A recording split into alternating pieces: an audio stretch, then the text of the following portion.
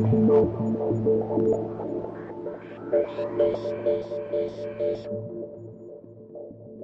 and welcome back to the Awakening Philosophy Podcast channel. We are reading the Parmenides. We had an introduction to the first hypothesis of Parmenides. We had an explanation of what exactly it is that we're going to be reading in the whole of the text, which is specifically Parmenides' dialectic. In the introduction to this text, we've seen Parmenides outline the importance of the dialectic. The use of the logos is the power of the dialectic. Thumbs up. And we have done some work in figuring out the pattern and the structure of the dialectic on the 4 exercises that we are to exercise ourselves on the ideas, on the beings, not concepts, ideas. They have their own eternal existence in the realm of being. Now, we are supposed to have exercised ourselves in that way before taking on Parmenides' own hypothesis of the self. After outlining this as the exercise that Socrates has to do to develop as a philosopher, Socrates says, hey, I don't quite follow. Please give me a demonstration. Outline your hypothesis. Give me an example of the dialectic using your hypothesis of the self. Notice, we're skipping the realm of being to the ultimate, the cause even of being the self. So metaphysically, or in terms of the realms of reality, we have the physical realm, we have the realm of being, which is supposedly the object of our focus, what we apply our understanding to. Our dianoia, Greek word for understanding, we apply it to the realm of being and the ideas there as a preparation for this hypothesis, which is the next level up, the ultimate, right?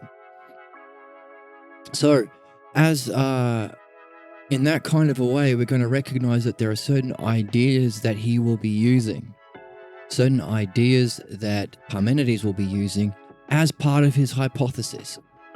Remember, when we're doing our exercise on the ideas, create our what if universe, what if the idea exists, and what if it doesn't, and we explore that. We relate it to itself, how it relates to others, how it demonstrates itself, how those others then relate to each other, having been affected, and how those things can relate to their cause, or how those things relate to the subject. Now, that's all well and good.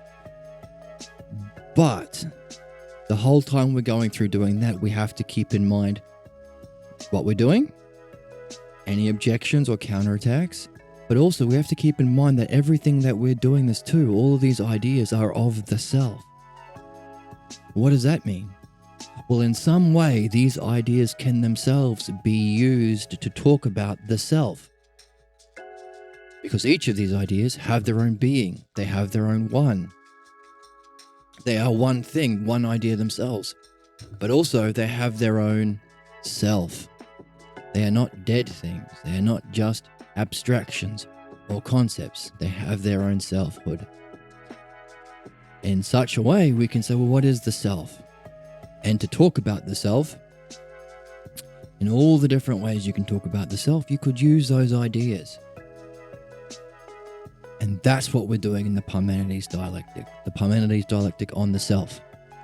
He is using the idea of one to describe the self. Dialectic is 2 ideas put together. One of them is the self, and to understand the self, he's using the idea of one. And to talk about what kind of one he is applying to the self, he is using those ideas which hopefully we have got some practice in. Okay, if this is your first foray into the Parmenides, you might be new to these ideas. You may only have your experience of the introduction to the Parmenides as your experience of these ideas, the way that Socrates talked about it with Parmenides. the way Parmenides responded. This kind of conversation might be the first time you've heard of ideas such as likeness, or the mention of there being a beauty itself or a justice itself. But that's okay. You can still do those exercises as you progress in understanding those things, but we have to keep in mind that while we were doing them, we had to ourselves be keeping fixed in our mind that they're of the self. Why? Because they can be used in this kind of a dialectic. Dialectic on what? The self. And that's what we're seeing. Seeing Parmenides do his dialectic on the self, using the idea of one for his hypothesis on the one self. And he's going to be using the ideas. And so far we've seen one and many. Now, the idea of one has a higher existence, but it does have its kind of pair. And we talk about in the realm of being, we see a lot of pairs of ideas, one and many, whole and part, likeness and unlikeness. There are certain kinds of pairs. And that was Socrates' question coming in, right? How can there be these pairs of ideas like likeness and unlikeness that seem to be opposite? How can they be one? How does that make sense? So, this is a question. How can they exist? And by the way, he says, obviously in the physical world, they can be both. Because I'm unlike you, he might say, in that I am Socrates, or I am younger, but I'm like you in that we're both philosophers. So it would not be wonderful to make that kind of an argument. He wants to hear the argument of how likeness and unlikeness can exist in the realm of being, which is itself one. How can these ideas be one in the realm of being? So, one and many, whole and part, likeness and unlikeness. We have gotten into the first argument so far. So let's keep going from there. We've already seen one and many and whole and part. Let's see if any other ideas that we can recognize come up. Any other key terms, because that's what we're doing. We're looking for key terms. And we're also looking for our skill trees, our 1s, 2s, 3s, and 4s. 2s, or self-pairs, are one of those skill trees applied to key terms. That's why we have this picture here. This is us. Key terms. Questions. Looking for hierarchical orders. 1s, looking for pairs, looking for triads, looking for quadrads. This is how we level up. And we make this noise.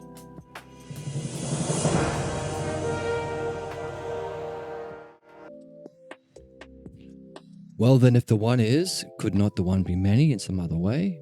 How could it be? So therefore, no part can belong to self, nor can self be a whole. How come? Because a part is in some way part of a whole, right? And the whole, well, isn't that from which no part is absent? So it's got a bunch of parts in there. Accordingly then, from both of these consequences, the one would not be composed of parts by being a whole and by possessing parts. So whatever the one is that he's applying to the self, can't be parts, can't be a whole. Cross them off the list. You can't use these as adjectives to talk about what the self is. Accordingly then, in both ways, the one will not be many. Will be many if there was parts and wholes, but not one. It must indeed not be many, but oneself. Here we go. What we are saying about the one, we can then apply to the self. That's the game, using the one as an adjective to describe the subject. Hence, it will neither be a whole nor possessing parts if the one is to be one. Correct. Is it not the case then that if it can have no part, okay, now we're onto a new argument. Okay, so we've got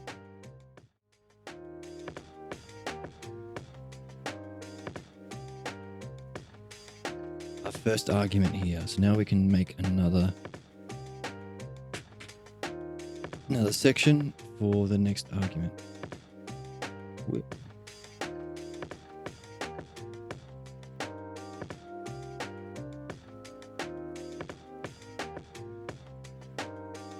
don't like going that way.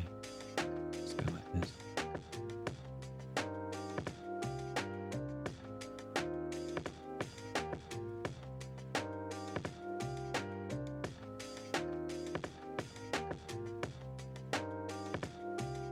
Therefore, accordingly then,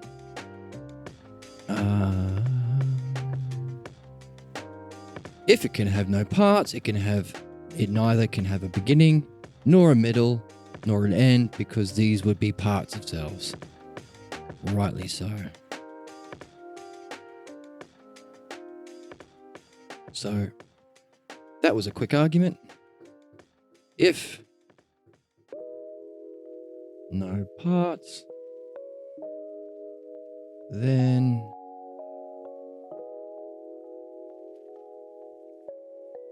no beginning, middle, and end. Aristotle says yes. So we give that a tick.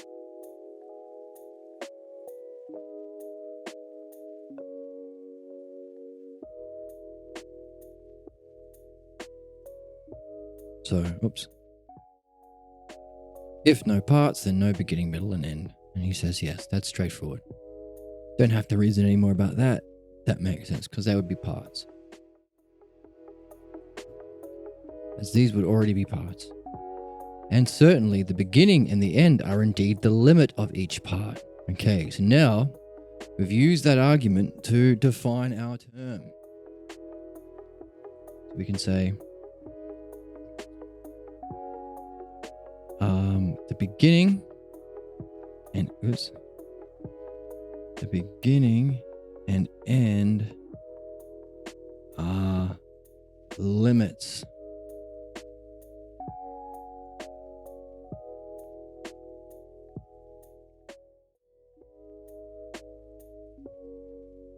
How could they not be?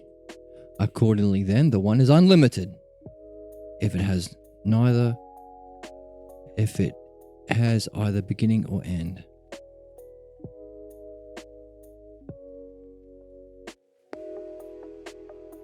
That's neither, if it has neither beginning nor end. So, we have an argument. We have 1. If no parts, then no beginning, middle, and end. Number 2, the beginning and end are limits. Therefore, 3.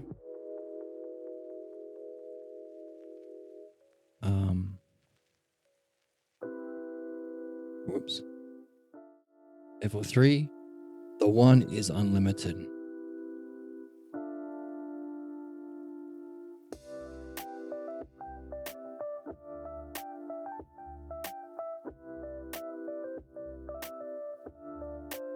We've learned something about the one. It is unlimited. Now, what do we see about this argument? It's a bit different than last time.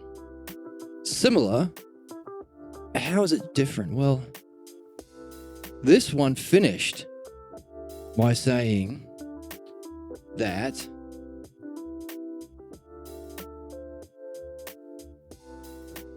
the one self is not a whole or not parts. 2 negations, right? And those familiar with nirvana or some Buddhist ideas can recognize, they have a view of the Atman or the self that is described with negations. Maybe he's talking about the kind of one that they apply to the self. That's just negating every quality. No whole, no parts. Could be. But hang on a second. This isn't a negation. This is giving it a positive quality. If it has no parts, it has no beginning, middle, and end. Beginning and end are the limits. Therefore, the one is unlimited.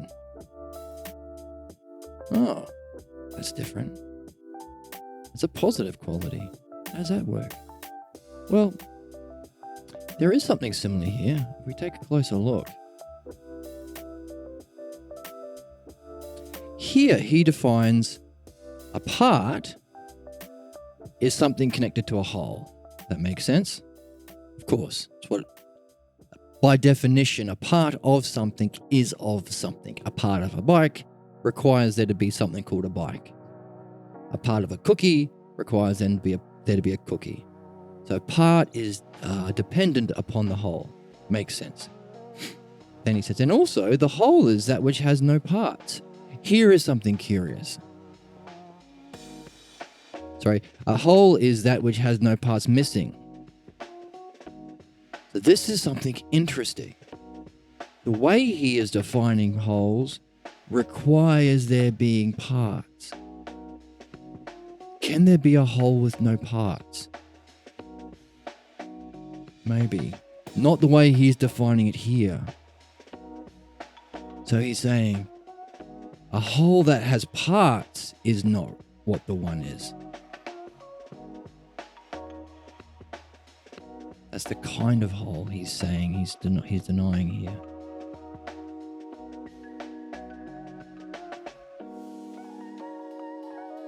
So in a similar way, he's ruling out beginning. He's ruling out end.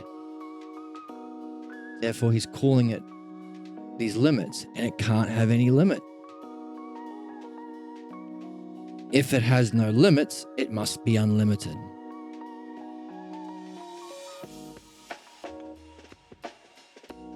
Is this really a positive quality, or is it a rejection of something? Like, if there are no parts, there cannot be the whole, provided the whole is defined by it having parts. If there are no limits,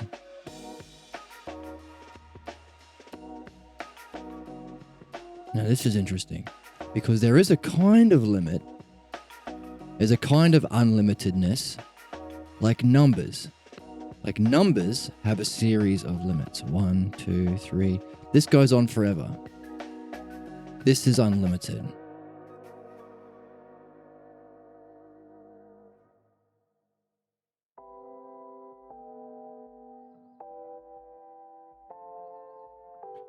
Does it have a beginning? Does it have an end? There's no end, but is there a beginning? Well, are these limits themselves? Wouldn't these be kinds of limits? Would each part be a limit? So could it be this kind of unlimited?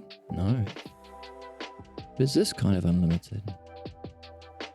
The one is unlimited if you are defining unlimited as not itself having limits. If you define unlimited as a series of limits, 2 is a limit, stopping at 2. 3 is a limit, stopping at 3. 4 is a limit. Then he might not make this conclusion. Unlimited defined by its pair. Because that was whole, right? Whole was defined by its pair. So we saw whole being defined in relation to its pair or parts. Unlimited is not being defined in relation to limits. Does not require limits. In fact, it's the opposite is happening here. Unlimited in the sense that it does not have any limits. Could we have made the same conclusion from the first argument?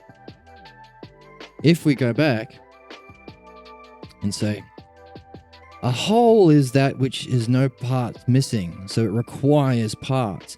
And we've already ruled out parts because the parts are many. So therefore, you can't have this. You can't have a whole that requires parts. But if he said, oh, by the way, there's a kind of whole that doesn't require parts, would this argument stand? A kind of whole that was not defined in relation to its pair, its duad.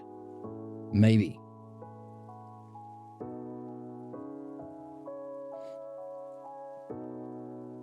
Let's go one step further.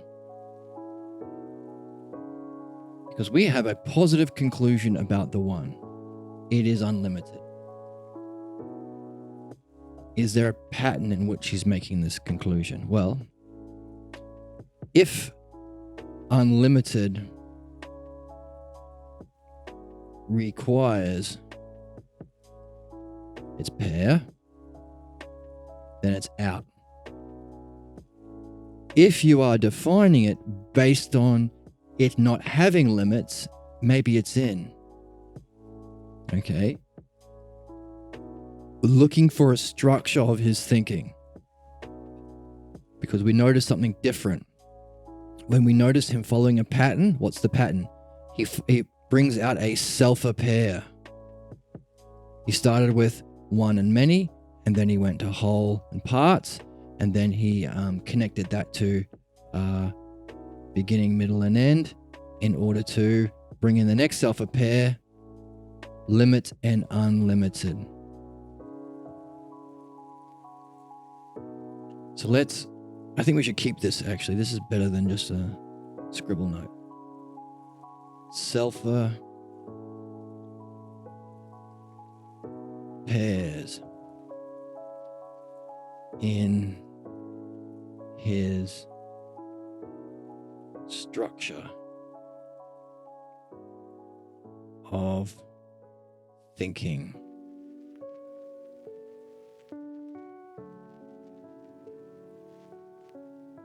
Now, why is that significant? Well, we were supposed to have been ourselves exercised in doing our own dialectics on what? Unlimited and limited, part and whole, one and many. If the many exist, how does it relate to the one? Remember that as our first exercise?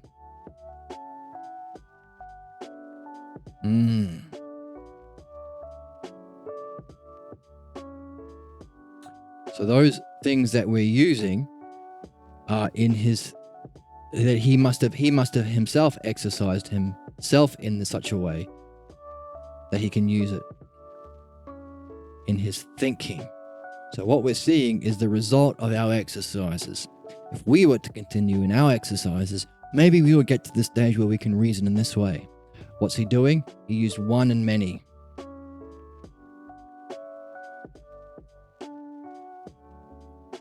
Actually, we might do this. One and many. And then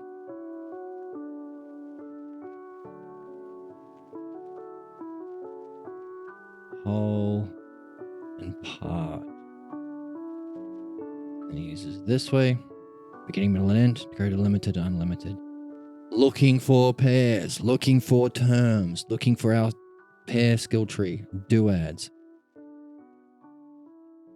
So we're noticing a pattern in his thinking, but we're also noticing something different. Specifically, his conclusion is different. A positive quality. In the previous argument, they were both negative qualities. So this should stand out for us. Okay? Let's keep going. Let's see where he goes from there.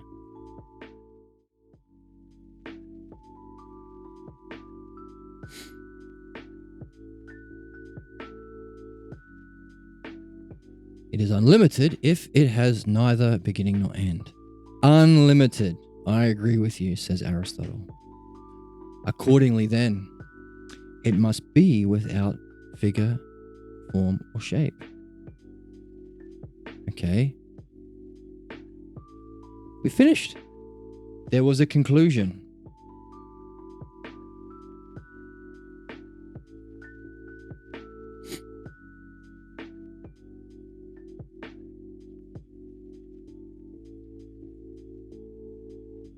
But let's look at the structure again, and let's see if we can notice another thing in his way that he reasons. Well,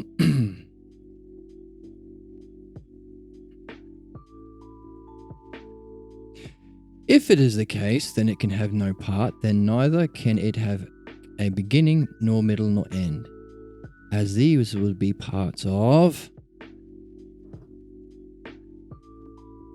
self. He's saying, what can't have a beginning, middle, and end? Self. Altos. He's switched it up, hasn't he? Before he started by making a statement about the one. as an adjective. Hey, a one can't have parts or be a whole. Why not? Well, a whole is defined by parts, so one can't be many, because we know one's not many. So one can't be a whole because it's full of parts. Can't be the parts because that's just a many. So therefore, the one can't be a whole or part. Therefore, the self can't be a whole or a part. So under here, we've got a pattern of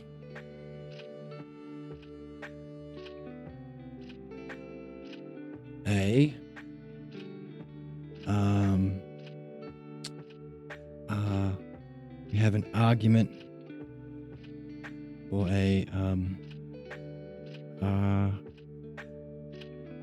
argument and argument about the one, and then B applied to the self.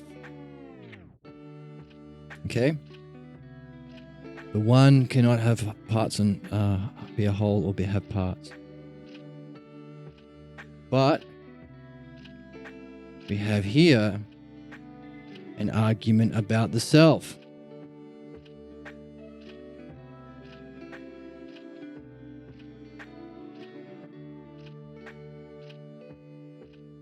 The self. Be applied to the one.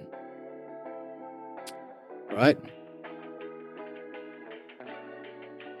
Beginning and end. So we're missing an argument in here. So that will help us understand what's going on.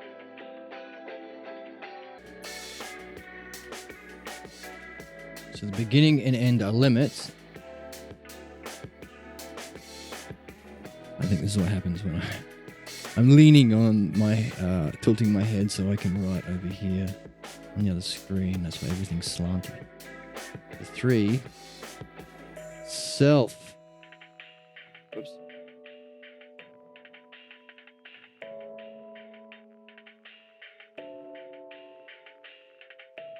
Has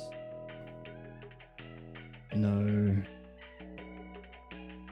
beginning nor end.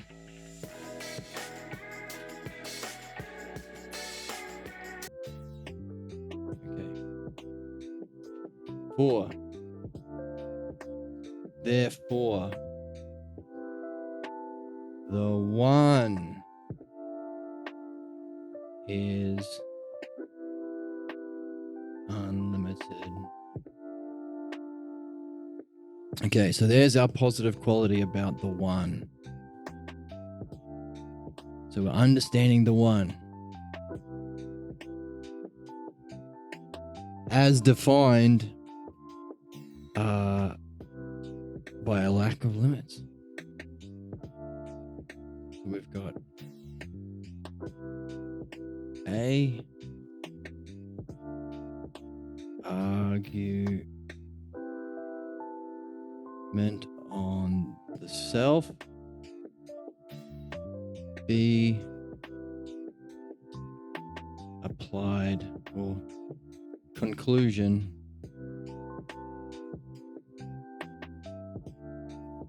applied to the one. It's the opposite.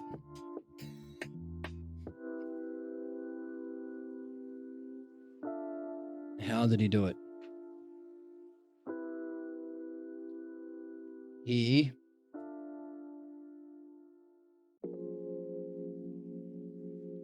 so far our reasoning is we have one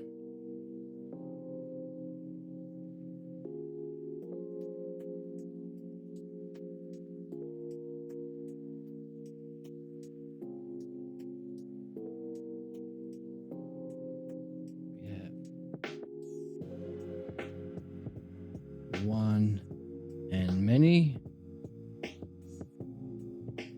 and then that led into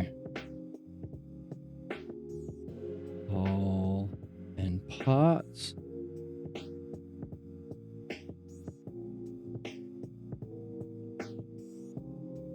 And then that went through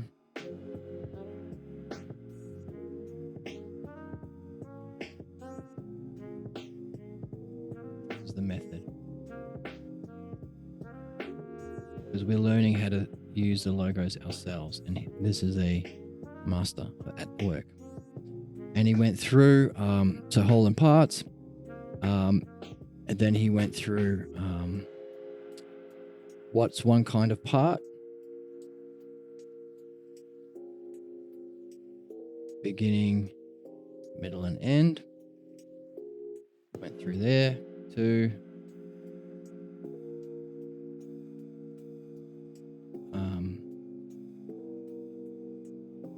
unlimited and limits. Okay, let's go back into the deck.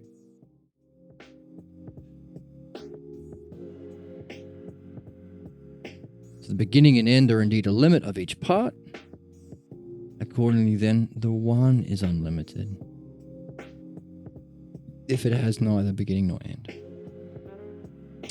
Agreed, unlimited. Okay. Accordingly, then, it must be without figure, shape, or form, for it can neither participate in the circular or the straight. Okay, so his next argument.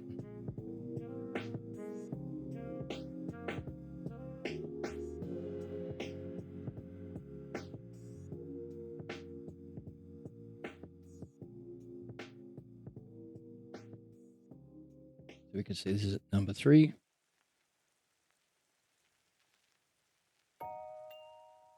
He's going from, he's going to go through circular and straight, through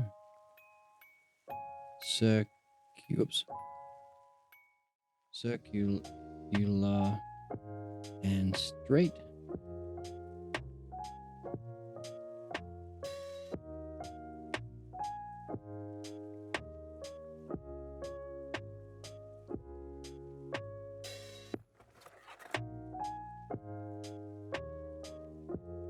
To form.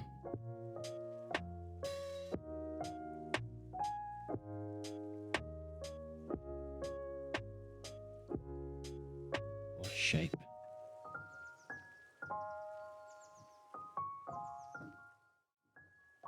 That's what he said. Let's see if he can do it. How, says Aristotle. Aristotle says, what? Says what? For the circular is indeed that in which the extremities must be in every way equally distant from the middle. What does that mean? A circle. Whoops. Think about what a circle is. Circle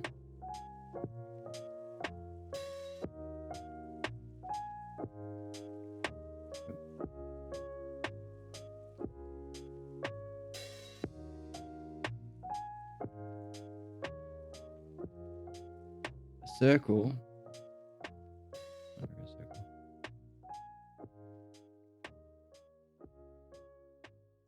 A circle has the extremities are equally distant from the middle. So this is the middle here.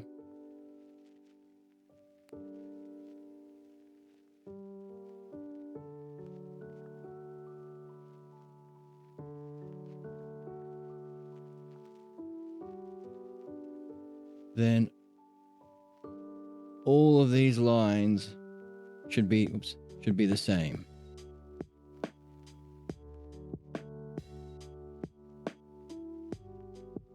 That's his argument. Now, he doesn't look at my drawing, of course, because it's way off. So if all of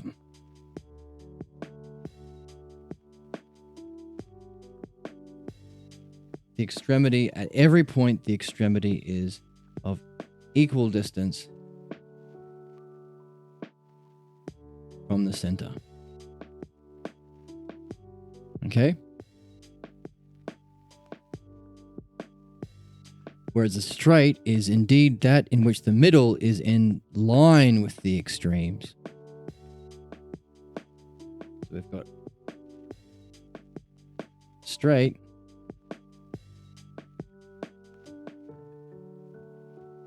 So we've got middle. And we've got extremes.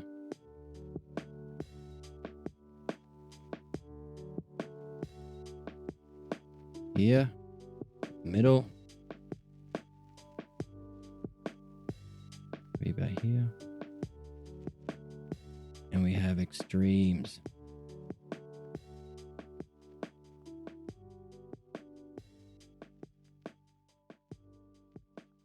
So he's defining what a straight and circular are.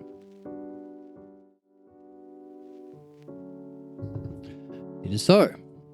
Is it not the case then that the one will then possess parts and be many by participating in either the straight or the round figure? Why?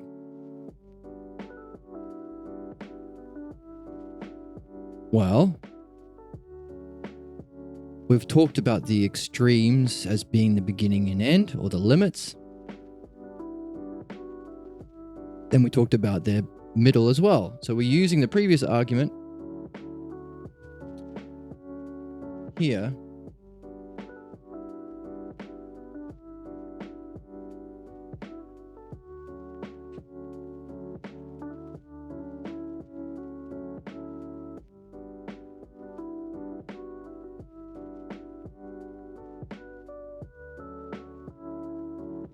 we've already said that there are no limits and there's no beginning and middle and end because they don't have parts. So therefore, we can take the conclusion with us, take our conclusion with us, and say, therefore,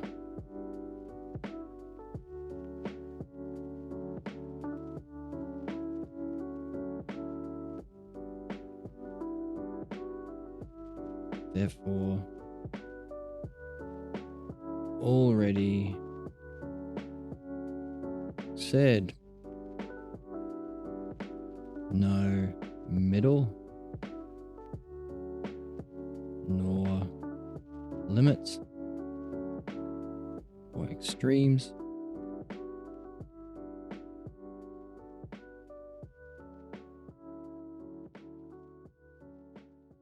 Therefore,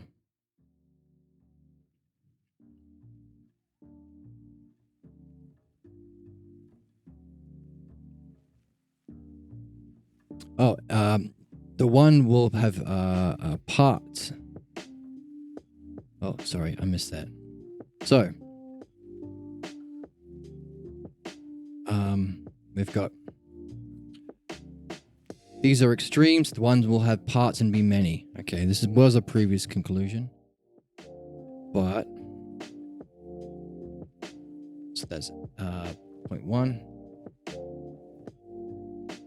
This is argument 3. Point 2. 1 has no parts.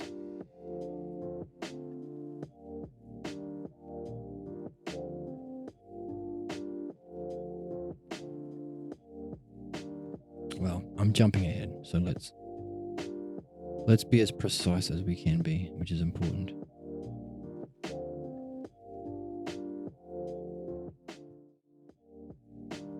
The one will possess parts and be many by participating in of either the straight or the round. So, therefore,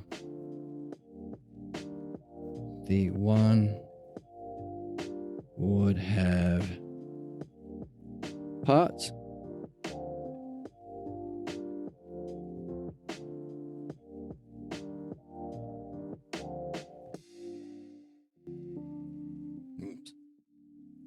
one would have parts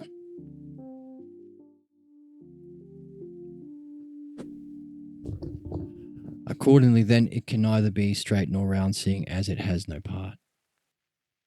And being as such, it will indeed exist in no way whatsoever, for it will neither exist in another nor in self. So he's got another argument straight away.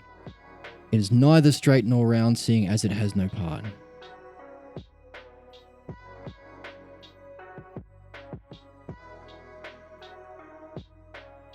So 3. Therefore,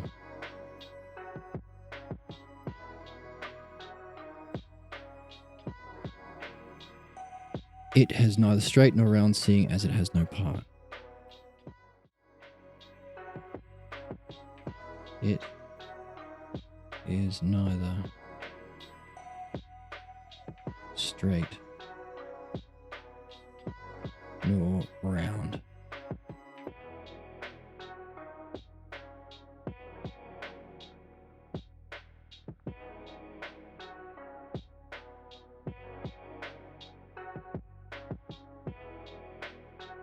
So the question is,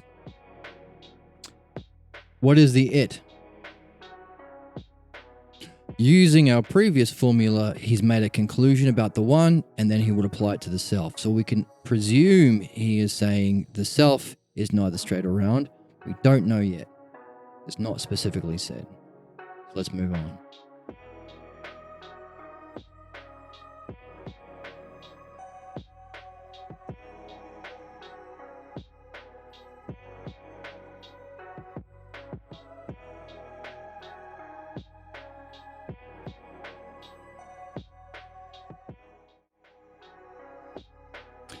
And being as such, it will indeed exist in no way whatsoever, for it will neither exist in another nor itself. How? Okay, so it's saying it can't exist. He's going to make a big statement. It can't exist. He's got enough to work with to make the conclusion that it exists. Can't exist because everything must exist in itself or in another. So he's going to use this to make this statement.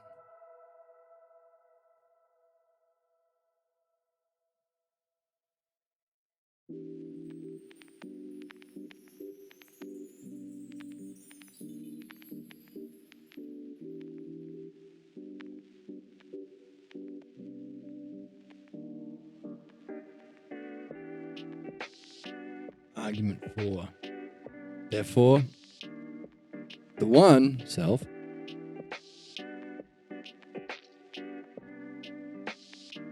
it will exist in no way whatsoever.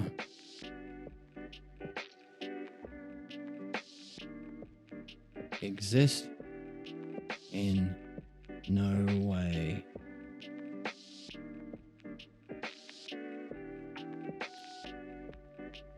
Because not in itself nor in another. Now, whoops. This was his statement. It can exist in no way whatsoever because it does not exist in itself nor in another. So our question is why? Why do you have enough to make that statement? Parmenides sees he's got enough. But what does Aristotle say? He says how? He says, what in the heck are we talking about here? Okay, I need new jobs, but that's what he says. How so?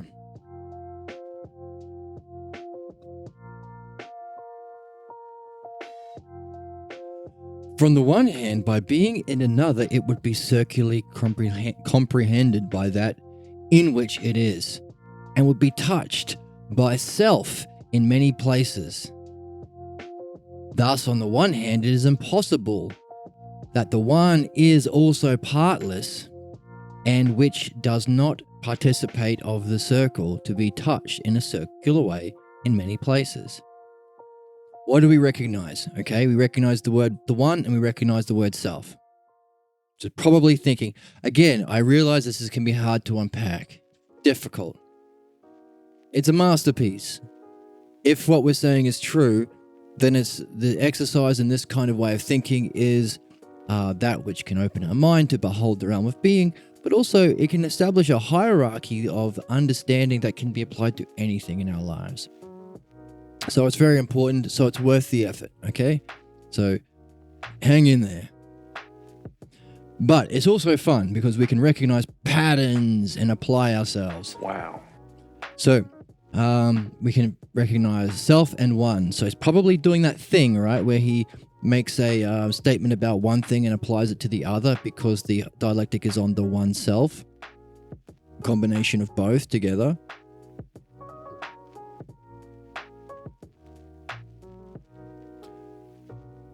By being in another, it would somehow be circularly comprehended by that which it is. Notice it's contained but also applies to the mind because the word is comprehended. So it doesn't have to be physical. Comprehended by that in which it is. So if you're in something, then you're inside it. So you're circularly comprehended by it. It's all around you, right? Much like a circle. The extremes are touching at every point.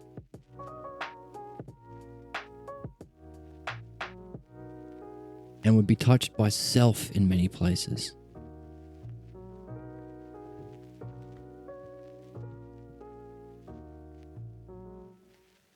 Thus, on the other hand, so whatever it's in is going to be in self. So you can tell he's talking about the realm of being. So if you're in the realm of being, it's the idea of the self. It's the beholding of the self. Because remember, all of the ideas that are the qualities or aspects that we can intellectually distinguish through the dialectic about the realm of being are all of the self. So if in that realm, you're in the self realm, or the idea or the beholding of the self, not the one self, but you're in the realm of being, self. So you'd be touched by self in many places.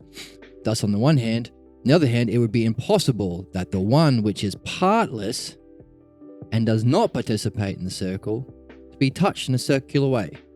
But surely if self were indeed in itself, then self would contain itself.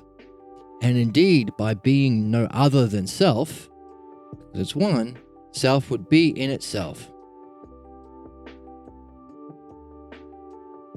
For it is impossible that anything not be contained in by that in which it is. Okay, so it can't be in another thing because it would be incorporated and encompassed by that thing.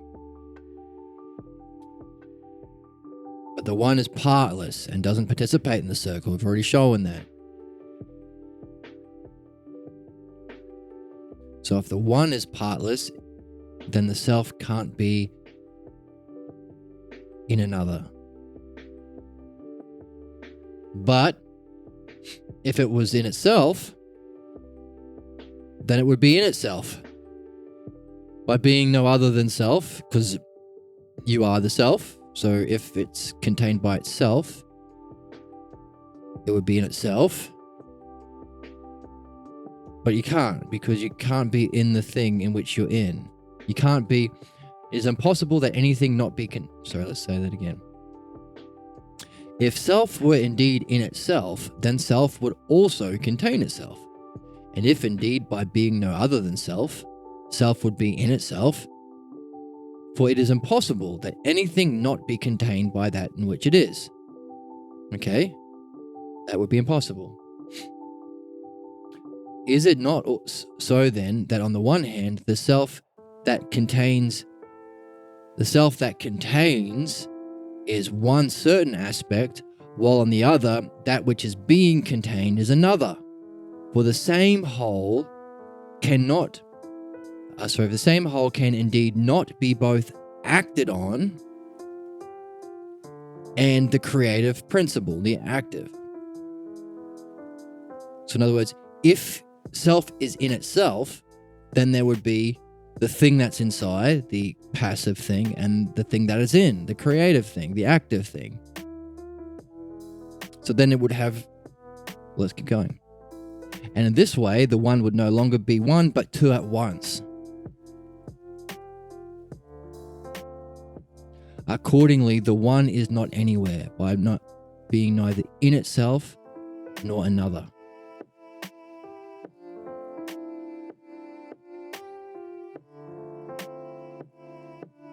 There's our conclusion.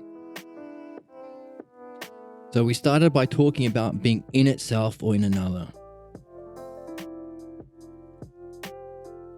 So the thing, the selfness of it. Let's go.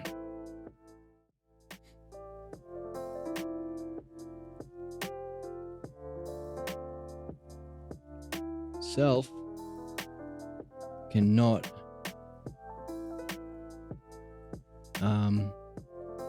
be contained in as it would be circularly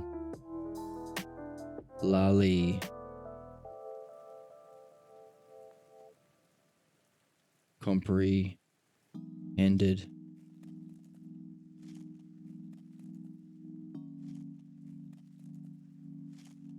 touched.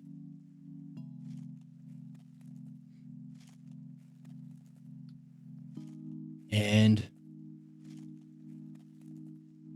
we said that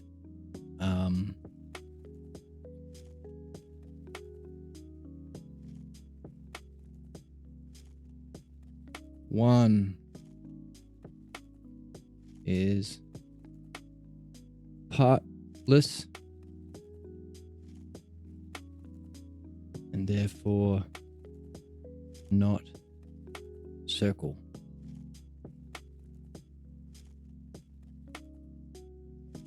Cannot participate. Not participate in circle.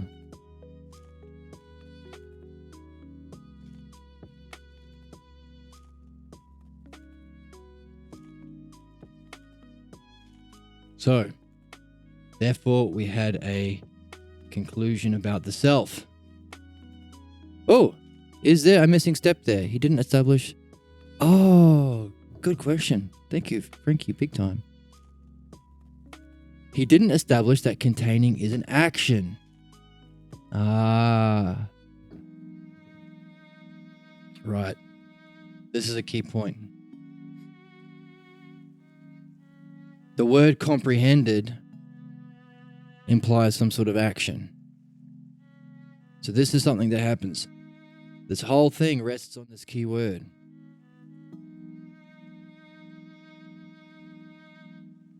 Being in another could just be a state of being.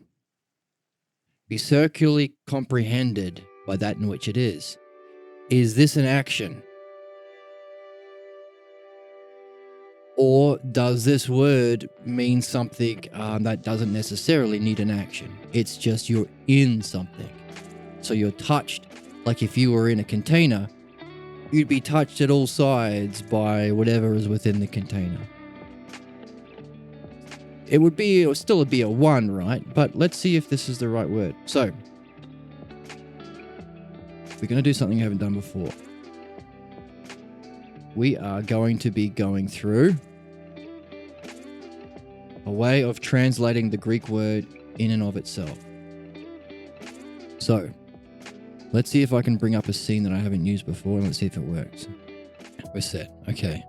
So we paste it in here, and it takes these dots things here. Make it bigger, actually. Why not? Make it a bit bigger.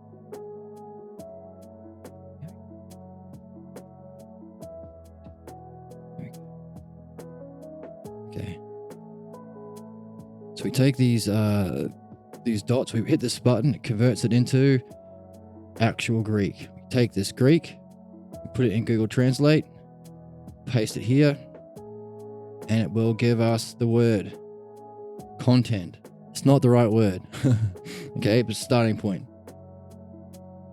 Perikito. So we know how to pronounce it. Perikito. Say it again. Perikito. Perikito is how you pronounce this word. And then we paste it into the Perseus lexicon. And press go. And it will give us 1, 2, 3 dictionaries. Could be content. Yes. Good point. Like what is held by the container. Hit this. Whoa. Okay, so this is... Okay, to embrace, to surround. The first definition is encompass, embrace, surround. It's in play, and so we look for the first one. LSJ is usually pretty good, and we can also recognize this here. This is the cool thing about this lexicon. It actually gives you other sections where it's in. So it's Plato's Meno. So we can open Plato's Meno and see the word in here somewhere. So Plato's Meno is another fantastic text. We're definitely going to get to that soon. Socrates is talking to the boy, running him through geometry. We have 4 equal lines. Okay, let's...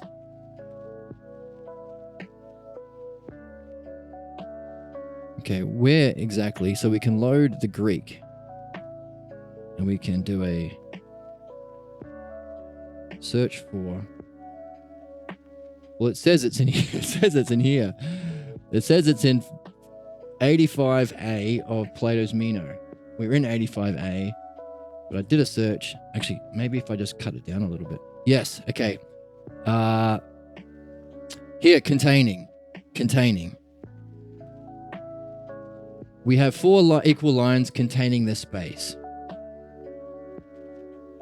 So lines being contained by space isn't an active principle, but it's used in geometry because this is a section of Meno using geometry because this is the word containing here. I mean, that's fun to see it used in other texts, but to be surrounded or embraced or encompassed, especially that which encompasses the universe. Woof. In Plato's Timaeus. Okay, let's not go on too many tangents, but are we right then in... this is another Platonic text where Socrates is talking about the cosmos, the universe. Are we right then in describing the heaven as one, or would it be more correct to speak of the heavens as many or infinite in number? Relevant, seeing as we're talking about whether the one is many or infinite and finite. That's the arguments we're going through. I mean, cool coincidence. Doesn't feel to me like a boundary encompassing a space is active, but it could still go either way depending on what Plato believed. Right, so he can use it. I think it means to be contained or encompassed here. For that which embraces all intelligible living creatures could never be second. So here's our embracing. One, it must be termed, if it is to be framed after this pattern. So the heaven is one. For that which embraces all intelligible living creatures could never be second, with another besides it. For if so, there must needs exist yet another living creature, and so should embrace them both. Okay, this is cool because this really highlights that thing that we're talking about in the realm of existence, which is usually the object of our dialectics, but Parmenides is particularly pointing out it's not that. It can't have a being that is contained. This text points out, oh, by the way they understand the realm of being, where the ideas are, is an intelligent living creature. Not only is it outside of time, it's metaphysics, or outside of becoming, it's being, it's intelligent, it's living, and it has a creatureness. It is a kind of self, which would embrace both. So he's saying, by the way, if there is one realm of being, it can't be many because it has to be one single intelligent creature. encompassing all of the intelligent ideas. If it was many, if there was a many universe, then we could say, well, if there was a multiverse, there would be one universe encompassing all the multiverses. So it's redundant. Good argument, right? And of which there would be two, in which case this universe would no longer be rightly described as modeled on these two, but rather a third creature which contains them both. So if there are two intelligent living creatures or realms of pure being, there must be a third which incorporates them both. So therefore, this little foray into another Platonic text gave us a cool insight about this realm he's describing, the realm of being, which is the focus, object of philosophy. But in this section, in the Parmenides, it's not. Well, not at least in this first hypothesis. He is specifically saying the one self can't be this, because this intelligent living creature, which embraces or contains all of the ideas, can't apply to the one self. Why? Because it can't be contained in that, because it would be embraced. This is the same embrace word, or comprehended. Can't be that, so it can't be something contained. Embraced, surround. Right. So that's what it means, to encompass or embrace or surround. So encompass doesn't necessarily mean active. Yes, to encompass, embrace, surround. So we've got 3 different ancient Greek dictionaries here. So cool, yeah. So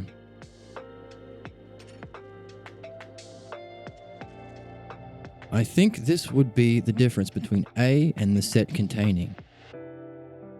Modern terms, I mean. Right. So we're kind of applying that to what he's saying here, because he's saying, by the way, let's get rid of this. Okay. By the way, it can't be in another. It can't be of that set contained within the set, because it would be circularly comprehended by that in which it is, and so be touched in many places. Of course, the word touched is... we know it's not physical, okay?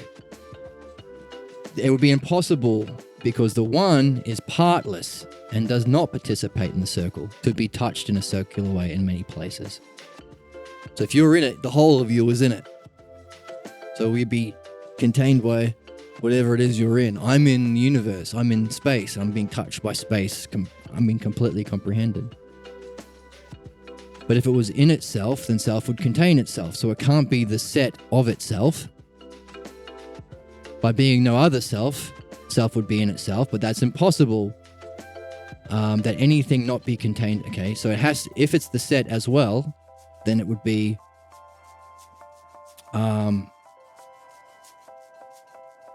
in itself. It would be impossible not to be contained by that in which it is, so it has to be in itself. Is it not so then that on the one hand, the self that contains is one certain aspect, while on the other hand, that which is being contained is another? So to say that you are also the contained and the container, or the set and the name of the set, would mean two things, because you can't both be that which is acted upon and that which is doing the acting. You can't be the container and the contained, because that would no longer be one, because that would be two. Accordingly then, the one is not anywhere. It's not anywhere, not by being neither in itself nor in another. It is not. That's the conclusion of this thing. So he's saying something about a self here. Self would be in itself. Self would be contained by itself. Self no longer contains a certain aspect, so all of the arguments are about the self. And self would not be contained itself. And then he says, well, let's go to this one.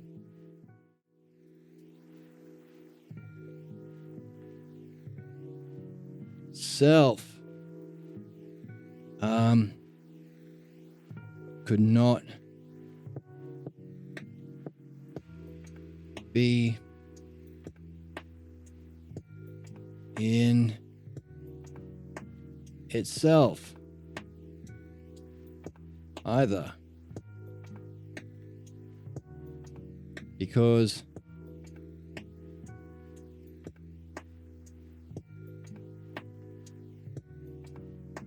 there would be two things. The active and the passive, or the container and the contained. And then we got 1, 2, 3 arguments.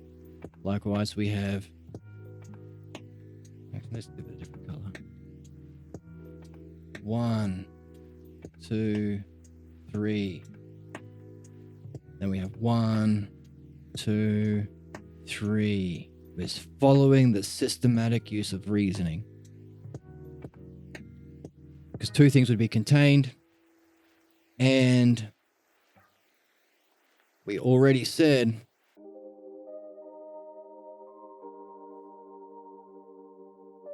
about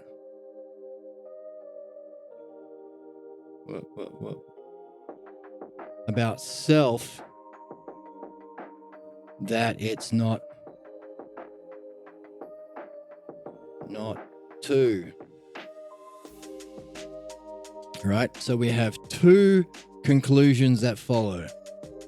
We have said the self cannot be contained because it would be circularly comprehended, and one is partless and cannot participate in the circle.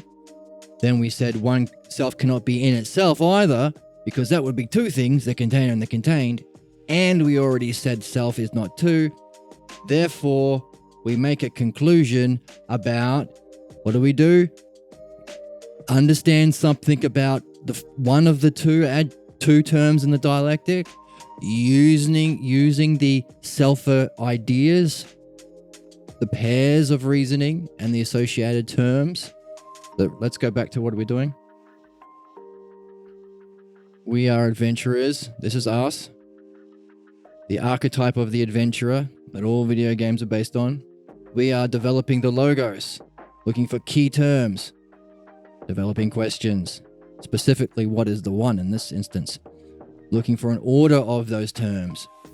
Looking for pairs of terms. And how they are ordered. Why? So we can use them to navigate the sea of logos about our topic, which is the one self, which can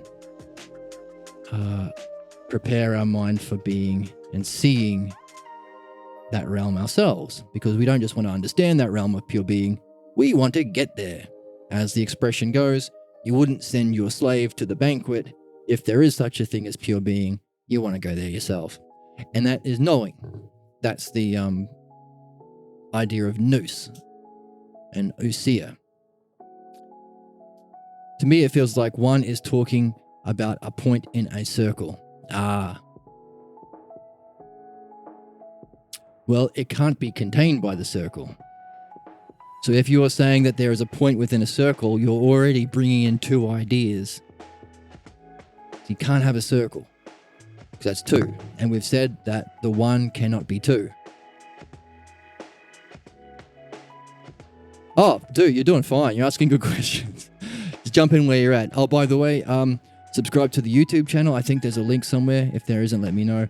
I'm going to be throwing up all of the last talks that I've been doing on this onto the channel. I'll edit it down a little bit to make it easier to watch, because we're about, 7 or 8 talks in to the Parmenides.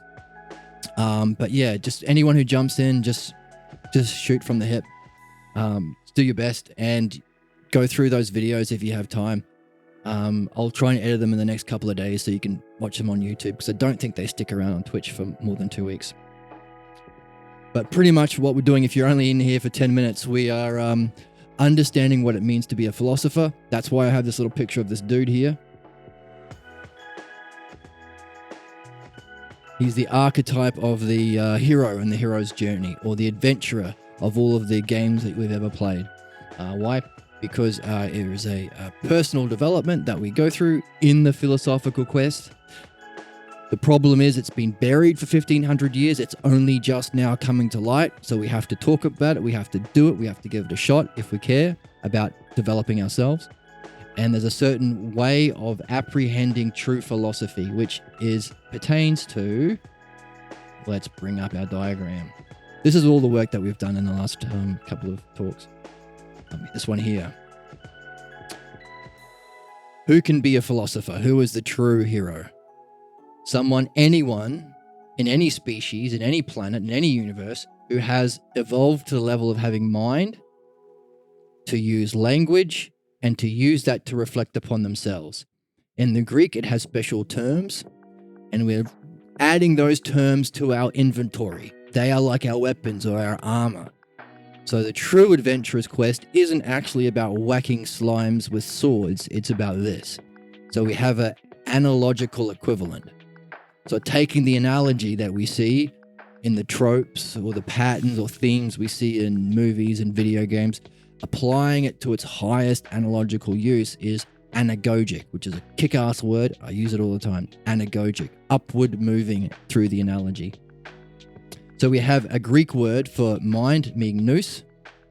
And the importance of having this term with you in your inventory is it's not... The word nous applies to the highest aspect of our mind, that which can comprehend the realm of being. And that's what philosophy is about. It's not about theories or arguing or debating debate bros on YouTube. That's not philosophy. That's the distortion of philosophy. Language is logos. Logos is more than just language. It's more than just terms. It's not derived from physical things. It's conversation. It's reasoning. It's also not just a rational order that we're using our words and thinking to understand. You can comprehend it, so it's not just rational, but intelligible. That's what makes all the difference. It's not just a scientific theory. No. The logos has the ability to reach nous. So it's knowable. It's an object of knowledge, which means we have to awaken a different sense. Because whenever you're at school, you don't talk about awakening a sixth sense that has the ability to comprehend a different dimension. If you're interested in spirituality or yoga, you do talk about that kind of thing, but not at school. That's why logos is a kind of reasoning which we have to give it a special name to make that difference. It's not just about being a dusty old academic. It's about awakening your own personal development into states of being. That's why we've been talking about being and the ideas in being. That's what metaphysics means. Not the physical world, but that which is meta, the metaphysics, before physics. So, if you're a species like a human who's awakened nous, mind, language, logos specifically, and you can apply that to reflect upon your own self. You have a mind. You have a self. You have logos. What the heck is it? Where did it come from? Where is it going? Where does it go when you die? And what should you be doing with it here? That's self-reflection. That reflecting upon yourself is called ousia. Now these words specifically are not in the English language. We have to add them in. Why? Well, we'll see why when we go into the next question. By the way, ousia is not just the self-reflection that we're doing now by reading this text, reflecting on the logos of the text from the nous of Parmenides. It's not just reflecting to ourselves, seeing how we apply it, how we can be adventurers. These are kinds of ousia, but ousia also applies to the eye of the soul that awakens nous. That's the sixth sense. That's why we need the word, because we can't talk about apprehending the realm of being unless we have a word for that object. Like we see light with our eyes. Well, how do we see the realm of being? With ousia. We want to awaken ousia. Even in traditions interested in spirituality, they kind of lack the logos. Very few spiritual traditions have a systematic, reasoned, structured, ordered level of understanding of those spiritual things they're interested in. I mean, they could, so long as we awaken to this task, and maybe we can bump into them one day and ask them some good questions to awaken their logos. Anyway, so this is what we need. If we can do that, we can recognize something important. There is a fundamental difference between modern philosophy, or the way philosophy is used by the experts today, and perennial philosophy, or the parent philosophy, or Platonic philosophy. What's the difference? Modern philosophy is about theories or human opinions, how well you could argue with big words or old dusty books that you've read. Perennial philosophy is about truth, the truth, reality, and the self. Modern philosophy has many different philosophical opinions, many different theories, Kant's theories, Hegel's theories, and so on and so on and so on. We're interested in one. What's the one truth? Hey, if you're doing mathematics, if you're an architect, and you said, oh, I don't use the one mathematical system, I picked another one. There are many mathematical systems, and I happen to pick one where 2 and 2 is 5. You won't be allowed to practice because the house will fall down, right? We understand that when we're interested in truth, there's one way of understanding it. If it's true, that's what truth means. But we need to apply that to the levels of the realms that we've kind of forgotten to apply it to. Self, reality, truth. Modern philosophy is to do with the physical senses, materialism, whereas Platonic philosophy, true philosophy, is to deal with the realm of being, which is above the realm of the physical senses. That's why we call it metaphysics. Now, the historical reason why we diverged from this path is this is Greek. And they were killed and burnt and slaughtered by the Romans. And they had a different language. Okay? Brutes. So, what was their language? Their language did not have the word the. There's no word for the in Latin. Why is that important? Well, if we want to not look at the realm of becoming, the physical realm, where you see a example of a beautiful person, or a beautiful apple, or a beautiful puppy. We want to know what the beauty itself is as a one living, intelligent creature. Then we need the word the to talk about the beautiful, or the good, or the truth, not a. A is about many. A is about opinions. This is the Latin tradition. So, that's why there's a significance to having key words. Thankfully, we have English, and it has the word the. There are some cultures that don't, and therefore can't do philosophy until they add it in. So, be gentle when you tell those cultures, hey, by the way, you got a word for the? No, we do not. Can't do philosophy. Good luck in your poetry, but no philosophy. What? We will kill you. Be careful. Don't say that. Don't be mean about it. That's why there's the significance of language. Language allows you to see things, to recognize things, and to use it in conversation to develop your thought, just as we are seeing Parmenides do. That's why these key words are important, because we don't have them in English. We don't have a word for the eye of the soul. We don't have a word for that awakening it through the self-reflection. We have a word for language, but it lacks all of the particulars of the logos, which applies to being. It's one of the highest aspects of being. And we don't have an idea of mind that allows for also participating in that higher realm, the highest part of mind called nous. So that's a bit of a crash course in what we've gone over so far. You don't have to get it all at once. I mean, think about it, ask questions and all that sort of stuff. But that was a bit of a recap for you for where we are right now. So, and by the way, Parmenides lays most of these things out to Socrates in the book we're reading.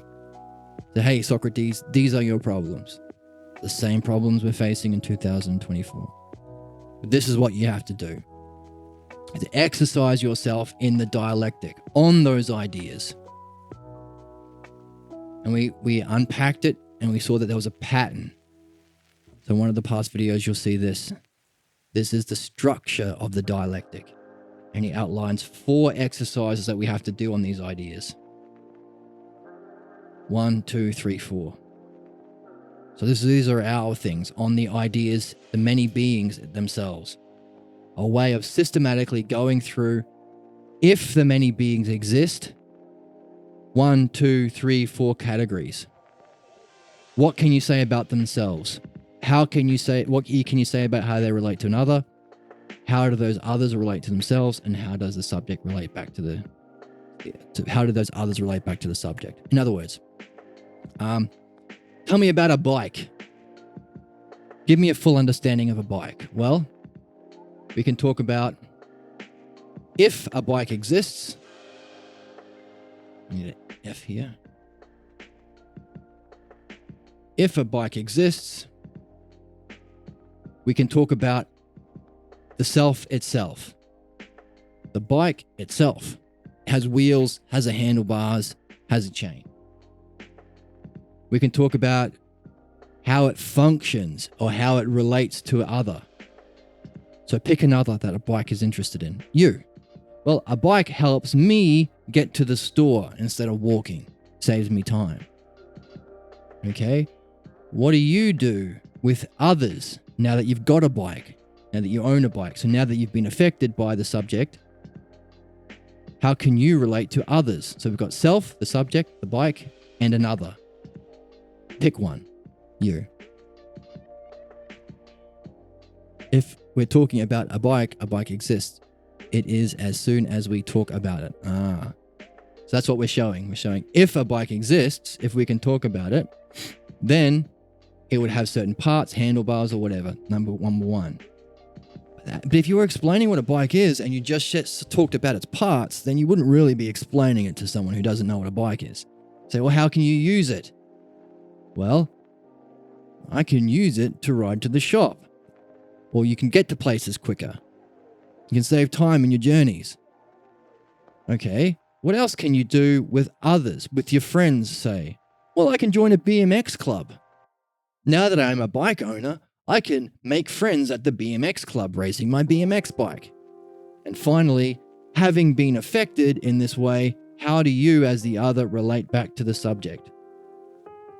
Oh, I've got to take care of my bike. I've got to clean it. I've got to make sure the tires are pumped up. So this 4-part structure is a way of completely understanding. My point was that Parmenides would say that there isn't a question of whether or not the bike exists.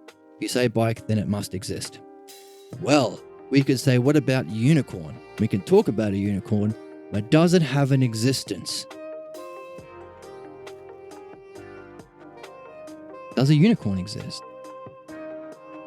How can you answer that? Well, do it here. So he gave us 4 exercises to ask if a thing exists.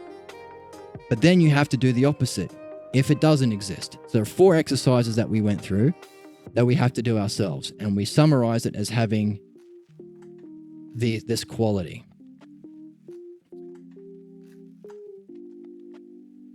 Oh, I don't know who Bertrand Russell is, but... So let's say... So you've got to do 2 parts to the dialectic, if it exists or if it doesn't exist. This is a good example, like if your lunch goes missing at work and you think, Bill steals my lunch every day. Well, if Bill is at work, every day, Bill is at work, my lunch goes missing. Therefore, Bill must be eating my lunch. But hang on a second. What if it does not exist? What if Bill doesn't show up at work? Yeah, I don't know. I'm interested. I don't know who that guy is. That's okay. I don't know. There's a lot of people I haven't read. If Bill is not at work, but my lunch goes missing, then I can come to a conclusion about who my lunch eater is. So you got to do both. If Bill is at work, my lunch is always gone. But he didn't show up, but my lunch was gone too. That's probably not him. So this is the importance of saying if it does or it doesn't exist. So normally we apply it to the ideas of being. If likeness exists. If likeness exists, this is the dialectic, right? What can you say about likeness itself? This is definition. If likeness exists, how does it relate to another idea? Pick one pick one you've been learning about. So as we go through, we apply what we learn about these ideas into a dialectic. It helps us structure our thought and develop a complete understanding of something. And Parmenides says, by the way, this is what awakens your nous to be able to comprehend the realm of being. This. And you got to be careful because the many don't realize that. The many people don't appreciate this. And they'll try and convince you to stop. So keep that in mind, but keep going anyway. That's the metaphor for the goblins that you face. The enemies you face on this adventurous quest are not actual goblins. They're the voices of those who are opposed to the mind and the logos and philosophy. That seem like they know what they're talking about. They seem like they're saying interesting things and they're very confident. These are the things you've got to be aware of. So, let's say you want to know if there is such a thing as beauty itself. Not a beautiful thing. Then if beauty exists, what can you say about it? It's eternal. It's changeless. It's powerful. Okay? Next paragraph. If beauty exists, how does it relate to some other? Okay, how does it pick one? How does it relate to justice? If beauty exists, then justice can be ordered in a beautiful way. If beauty exists as one of the ideas, then it can relate to another idea in the realm of being. What if people disagree on the definition? That's okay. This is your definition. In other words, you use your level of understanding of such a thing as beauty and you put it in. So if your understanding in the first category of what beauty is limited, that's okay. Because why? Because you're going to keep going back to the start. It ends here, but it turns back upon itself. It's a lifelong journey. Share it with your friends. Read more texts. Develop your understanding. It's fine. So how does beauty relate to something else? Like how does it relate to justice? If beauty is one of the ideas in being, then that means it will allow justice to be beautiful. It will allow justice to be ordered. And by the way, it will allow humans to seek justice because we are interested in beauty. Okay, then we've got a third paragraph that we do. How do those other things like justice relate to others? So how does justice, having been affected by beautiful, relate to you and me? Well, if justice is beautiful, we will seek justice. We will pursue justice because we desire beautiful things, so we can desire justice. And finally, having been affected ourselves, how do we relate back to the original idea? Given that we are seeking justice, we are affected by justice and beauty in that way, how do we then relate back to beauty itself? Well, we might study beauty. We might ask questions about beauty. We might try to comprehend beauty. So this is just the structure of the dialectic that we are supposed to be applying to all of the ideas that we learn as we go. So notice that you can apply this structure to the dialectic itself. You are learning about the dialectic definition, self itself. You are demonstrating your use of the dialectic. You're writing your own essays. You're talking to people about what you found about beauty or justice. Having been affected by your own dialectic, you might function in the world differently. You might look for things. You might read text differently. You might have a way of hanging all your new facts and information that you get as you go. And finally, what do you do? So if the subject is dialectic, self is dialectic, then how do you relate back to the dialectic? You go back and you start again. Now that you've done all this, now that you've learned all this, you've defined all this, you've demonstrated all this, you've applied all this to your study, you can synthesize it back to the start That's ousia. You are engaged intellectually in that which is most like the activity of ousia. As much as we can in this third dimensional world, we are being like the fourth dimensional world. Being. Being's nature is ousia, and this kind of activity is most like it. So you don't have to get it right. You just have to be in the game. You just have to have your nose in the text and be working on your little dialectics. Yes, absolutely. Thank you. Thank you, Shane. Yes. This is what we're reading. We're reading the Parmenides, and he outlines all this. So these are not my words. This is just the summary of the last maybe 8 or 9 read-alongs that we've had so far. And I apologize, they're not up on YouTube yet, but I'll throw them up as soon as I can, do some editing and learning how to do all that stuff. I think you can find them on the Twitch thing, but they're not up on YouTube yet, but I'll throw them up.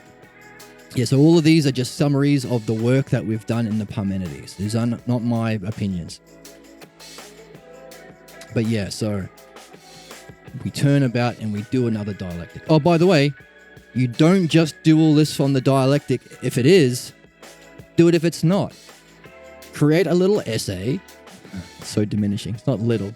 Create a dialectic or an essay if this didn't exist. If there was no such existence of the dialectic, what would happen to the dialectic? It's not eternal. Well, maybe someone can convince you that it's not true and you'll give it up. Or it doesn't have power. Well, if it didn't exist, how would it affect, how would the dialectic affect you?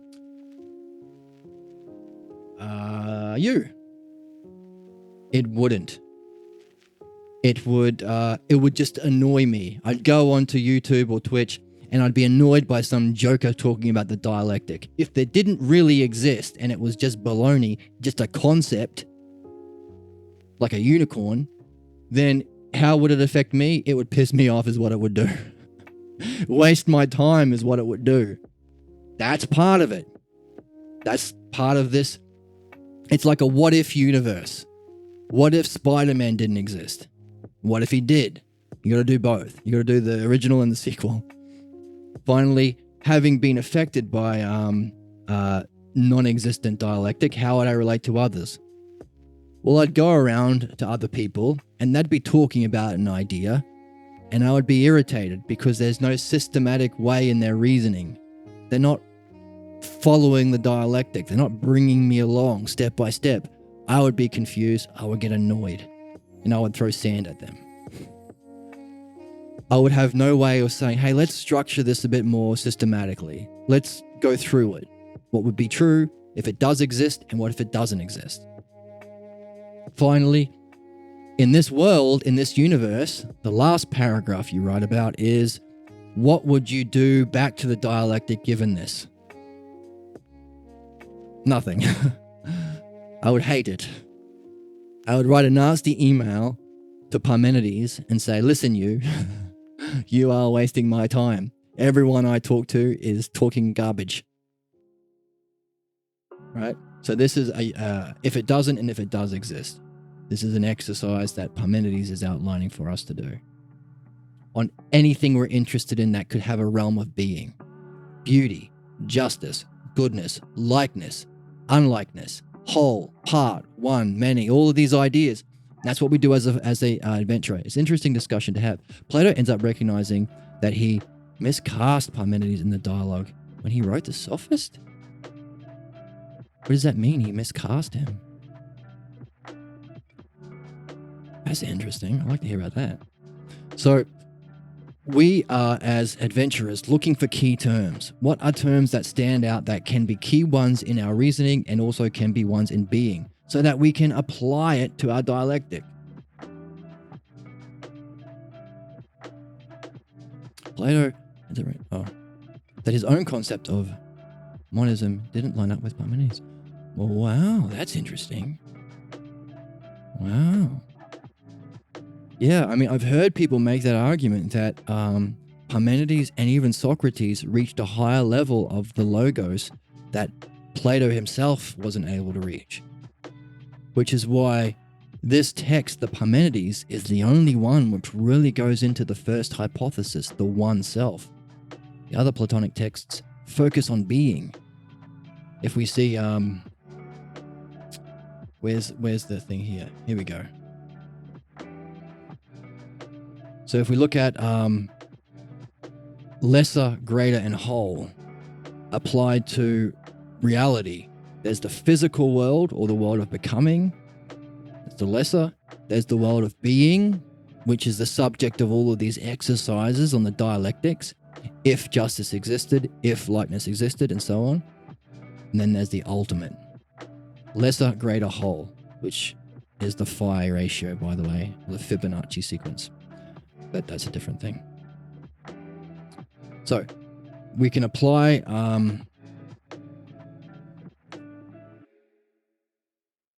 right, so our dialectic is normally on being, but Parmenides is taking it one step further. Plato made up all these dialogues, by the way. Well, I don't think that's true. Plato's changes quite a bit over the course of his writing. I'm not sure about that either. I'd like to see what made you think that, though. I'm very curious. I don't think Plato could have come up with the Parmenides the way it's written. I think it's indicative of somebody who's reached a level of development beyond Plato. I think there's reason to say that if you look at his letters, the seventh letter he wrote some letters to a friend that talk about this. But I'd like to think that this actually was a conversation that Socrates had with Parmenides that had recounted to him. I think we can make that claim. I think there's enough to say that that is the case.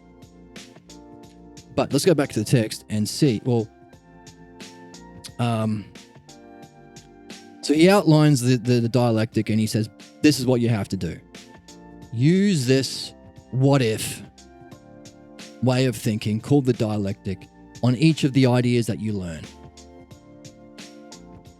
And then Socrates says, well, that sounds very complicated, very difficult. Can you give me an example? Can you show me a dialectic? Parmenides? In fact, can you give me a dialectic on the self? So if we look at the levels of our reality in the Platonic world, we have the physical world, that's modern thinking. We have the realm of being, which is metaphysics or the subject of Platonic philosophy. But we also have the ultimate. This is the realm of the self. Because even the beings have a self. Even the beings are one. He couldn't have witnessed the discussion himself. That's right. But the whole conversation is a recounting. The whole dialogue starts this way. In fact, that might give us clues as to why it's written the way it is. The book starts with Cephalus. Us reading about Cephalus. He comes along, he runs into Adimantos. He goes, hey, how's it going, Cephalus? What do you need that I can help you with? Put it into words. Ask your question. I need to find Antiphon. And so they go and find Antiphon. Because Antiphon was friends with Pythagoras. And both of those people made it a strong object of their focus and attention and love and practice to go over lots and lots of times a conversation that Pythagoras was therefore between Socrates, Zeno, and Parmenides. So we are going through Antiphon to hear what Pythagoras heard here. So there's a big question. Why present it that way? And if they were able to focus on it to such an extent, and I think there are other dialogues where they talk about, I think in the symposium he says, oh, by the way, the whole symposium itself was a recounting of an event that he wasn't at, but he related to Socrates many times and said, this is what happened, is this what he said? And Socrates is like, yeah, you got it. So it's a part of their culture for these kinds of people to practice the logos, which is exactly what Parmenides is asking us to do. Practice your own logos through the dialectic on the ideas. Now, Socrates says, well, hang on a second. That makes sense, but I want to see you do it. And he laughs. He says, you want me to do it? He says that. And he goes, well, okay, if you don't want to do it, I'm going to ask Zeno, your student. And Parmenides says, well, actually, no. And Zeno's like, actually, no, let's ask him instead. Anyway, there's a little back and forth, and he ends up giving his hypothesis. He's going to say, look, to give my dialectic, I am going to, number one, begin from myself. Whoops.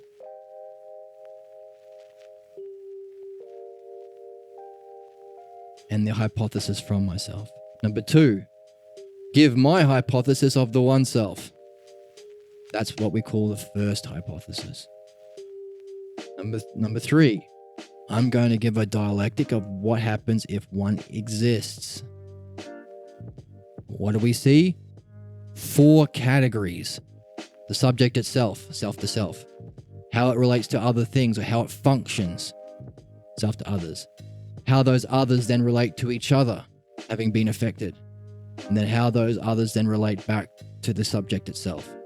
So 4 categories or 4 different hypotheses that follow if the one exists in the realm of being. And then he's going to give 4 if the one is not. Same thing, so it's the same dialectic. So that's why we're supposed to have been practiced ourselves in our own essays, because we can recognize the pattern when we come across it. Oh, hypothesis 2 through 5.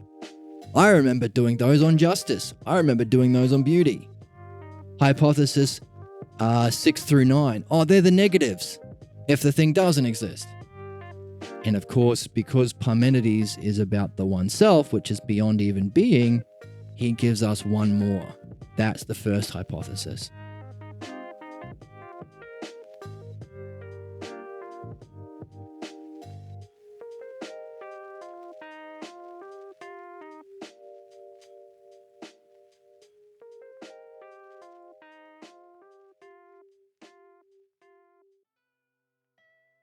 What happened up here?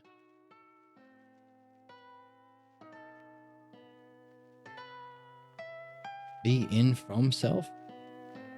I don't know what that means. Okay. I think I deleted something, rubbed something out. So, this is the first hypothesis. This is where we're at. He's giving his hypothesis of the self, the one self, which is not in being. And he's showing why it can't be in being. Number 1, if being is a whole, it can't be this because his first argument was, here we go. Number 1. Number 2. It's not many.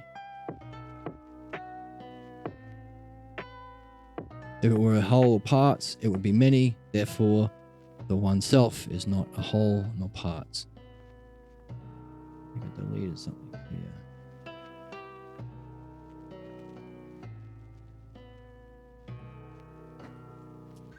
So he comes with a conclusion about the self.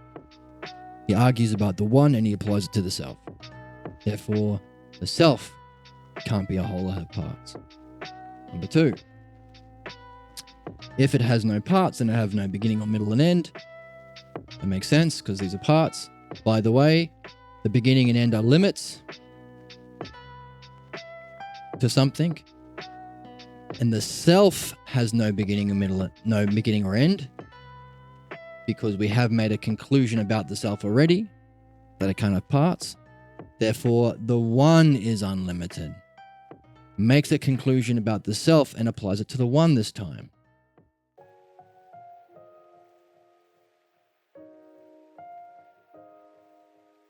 Then he goes on to the third argument.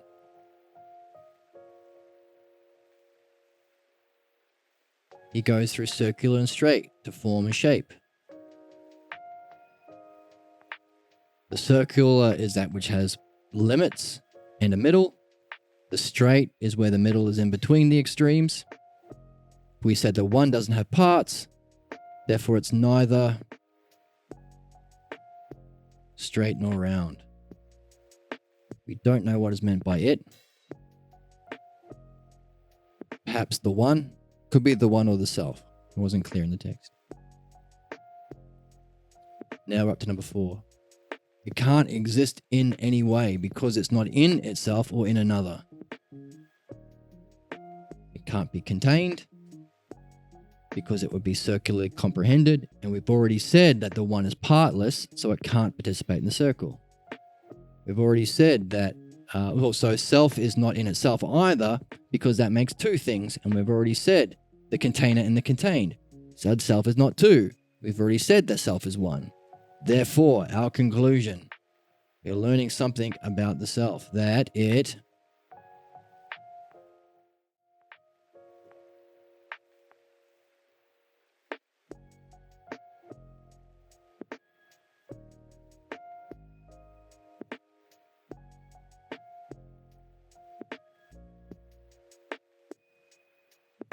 the one is not anywhere.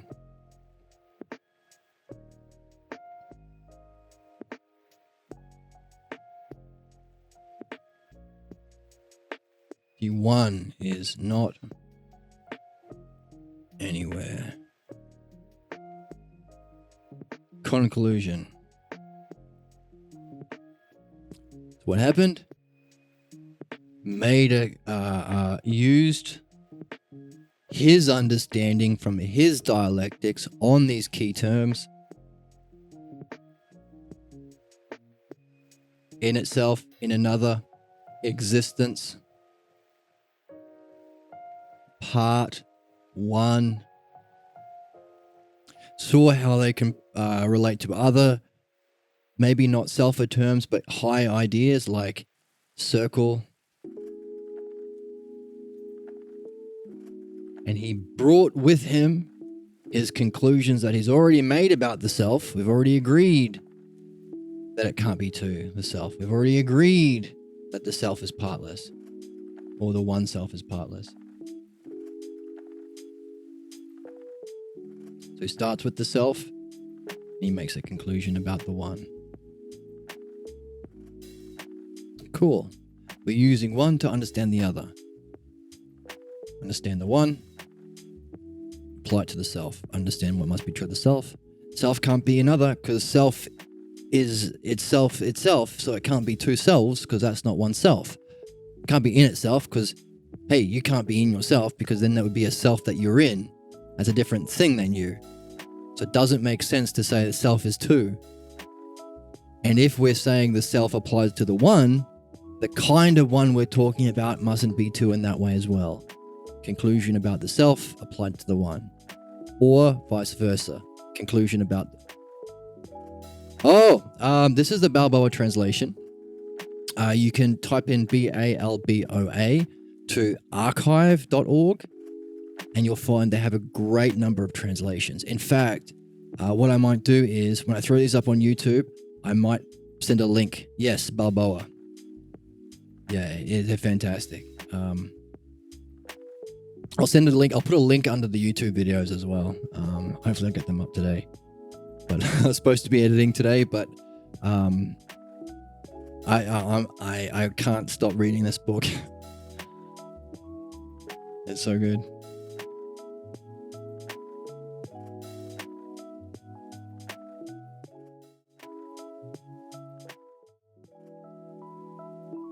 But yeah, if you're interested, get into those books. And if you're interested, I might do a group read along in the future, or I'm going to have a watch along. The Balboas work closely with Dr. Pierre Grimes, and he has some fantastic videos on YouTube. He's very Parmenides like himself. So I might have a watch along maybe today as well. I'm kind of feeling out how to best share these wonderful texts. So if you have any ideas or something you'd like to see, let me know.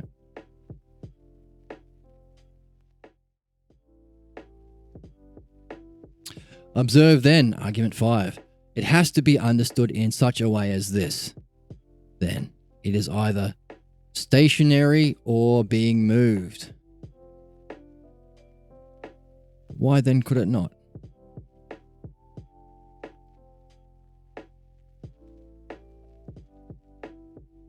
If it has to be something as this, then it has to be stationary or being moved. Why? Because indeed that which is moving will either move in place or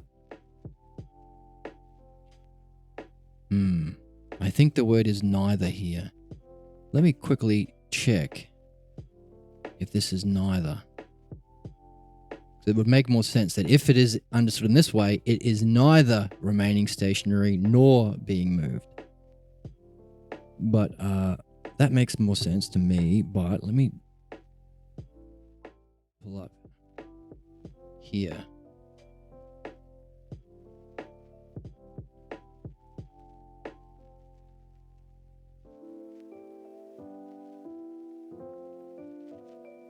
So I convert it, paste it into the YouTube translation so I can hear what it sounds like. No, not there. Yeah. Okay. Okay, nothing from that. I paste it in here, the dictionary. Yeah.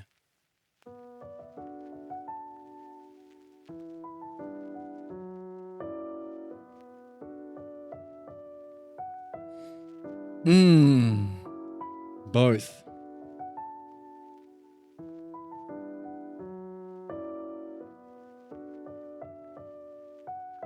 The first clause may be negative and the second affirmative.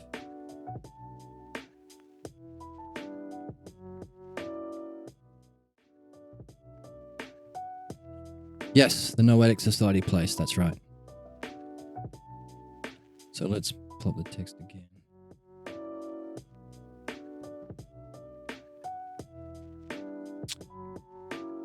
It is either...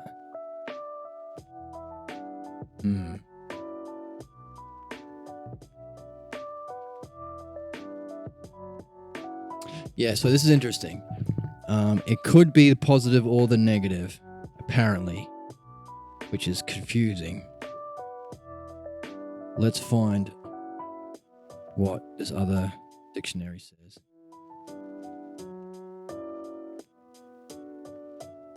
It's loading. Let's try this one.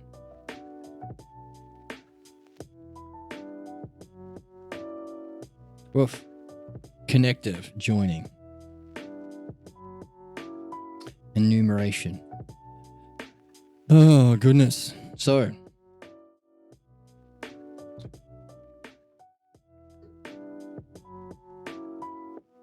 we would have to get the context clues to see whether he means, if it has to be understood in this way, it is either remaining stationary or move. This word means connective. This word, so it could be neither or either. I think it's neither, but let's take both. When we have two options, we take both and we see how it goes. If it is understood in this way, it is neither stationary nor being moved. He says, why could it not? Because indeed, that which is moving will either move in place or change from place to place. For these alone are the types of movement, of motion. It's either moving around in its place or it's going somewhere. These are the types of motion. Yes, but if the one were to undergo any alteration of or from itself, so is that where the links to yoga and meditation for you occur? Oh, what are you seeing?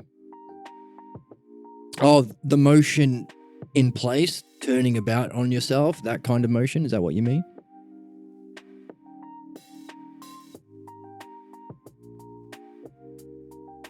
No. Mm-hmm. What? What links?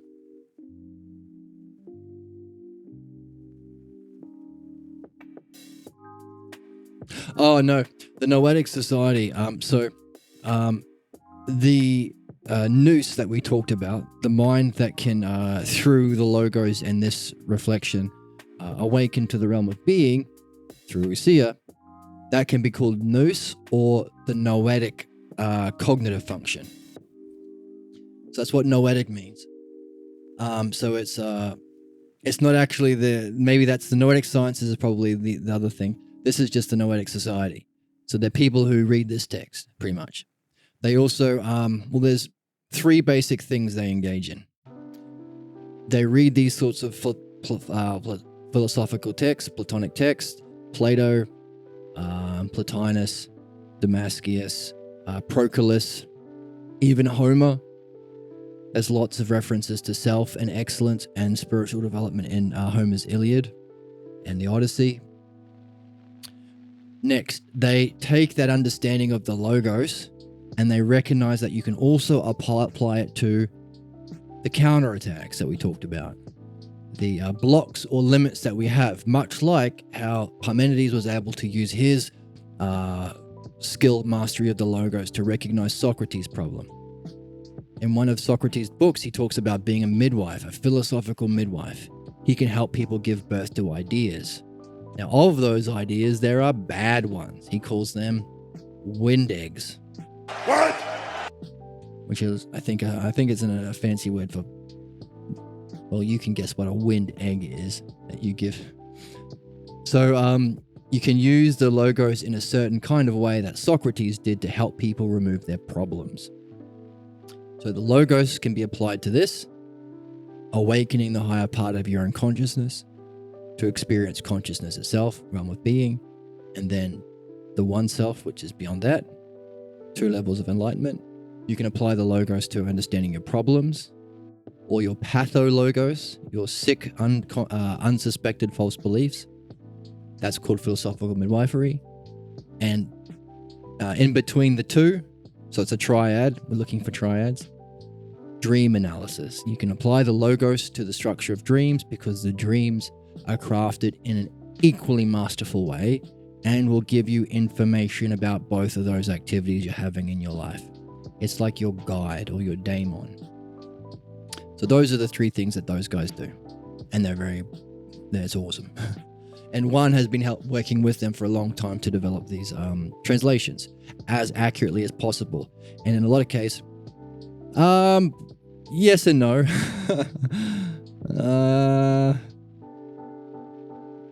Yes and no. I've studied his work for about 20 years, yeah. But also, I have my own way of seeing it, if that makes sense, which is different. It's not in conflict. It's just of myself, if that makes sense. Yeah, I mean, he's the man, really. I mean, I could have a lot of talks on how awesome that guy is. He's pretty much the guy who rediscovered these ancient texts and the significance as a spiritual discipline. And he rediscovered philosophical midwifery and pioneered it. I think it's the only form of psychotherapy that's been properly and very empirically validated, verified to be work. And of course, if you're into philosophy, you'll understand why that has to be the case. Because modern psychology is often a manyness. There are a lot of many different modes, people's own opinions in counseling and psychotherapy. But if you recognize philosophy is about seeing the truth and the single logos, the single pattern or paradigm through which all reality unfolds, it would make sense that there would also be a single pattern or paradigm through which our mind unfolds and the problems that unfold in it. So if there is one way of understanding human problems, then he wrote a book called Philosophical Midwifery, A New Paradigm of Understanding Human Problems. That's fantastic. I can't recommend that highly enough. It's this, but applied to understanding the nature of problems and how to overcome them.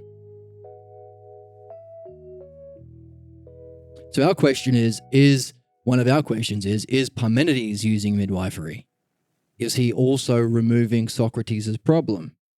Or in the conversation with Aristotle, is he targeting Aristotle's specific false belief about himself in reality that might limit his participation in philosophy and the logos? Or is he doing something else?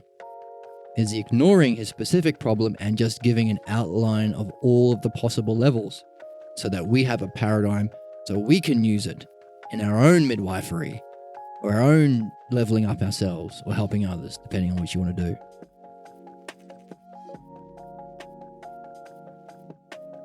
It's a question. We'll come back to that later, actually. It's a good one.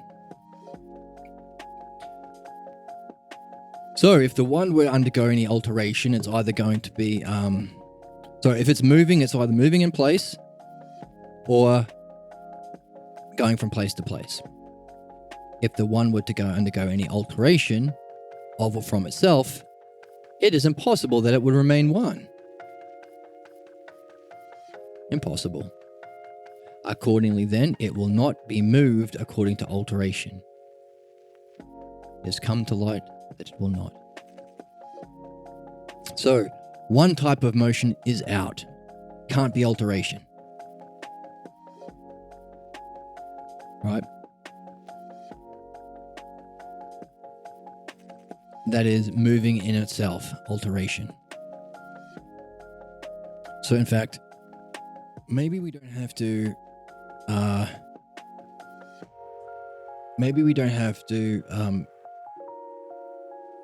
go through every point of every argument like we've been doing up until number 4. But maybe we can start with 5 and just hit the highlights, because we know what he's doing now. He's using the self-logos pairs, one and many, whole and part. Now he's using motion and rest. And we can just say, we'll just say,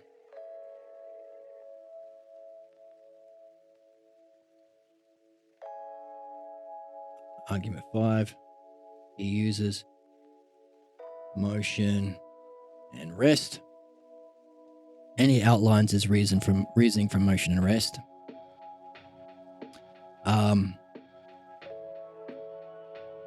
And from that, he said there are 2 forms of motion. What were they? They were in place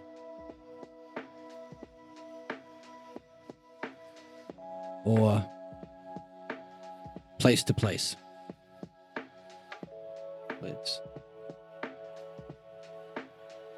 Or place to place. And then he said, by the way, one type of motion in place is alteration.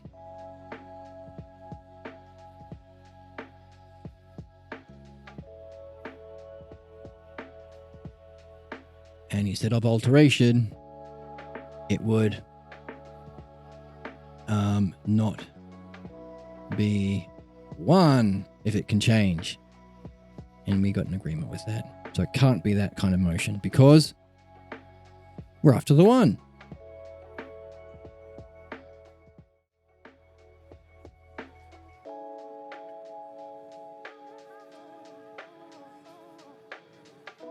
Accordingly then, it will indeed not be moved according to alteration. Fair enough. We say yes. We say, Wow. wow. Wow.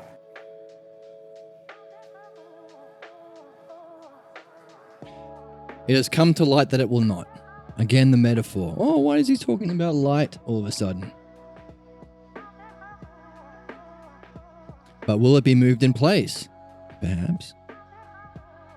But certainly if the one is moved in place, then self, gone from one to self, will either be carried around in a circle or it will change from one place to another.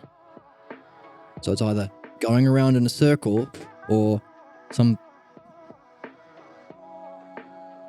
change from one place to another. If it's moved in place.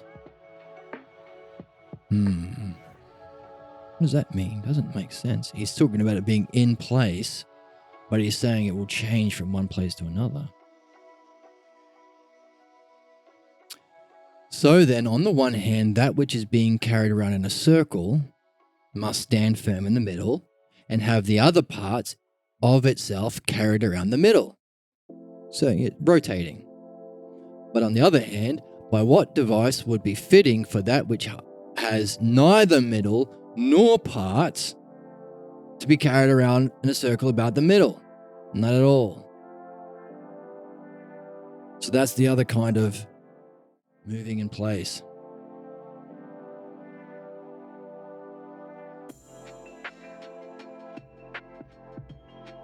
Rotating.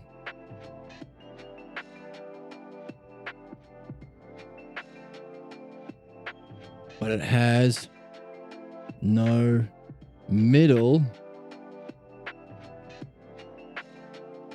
about which to rotate, middle, and also no parts to rotate around the middle. So it can't be that. Or rather, maybe.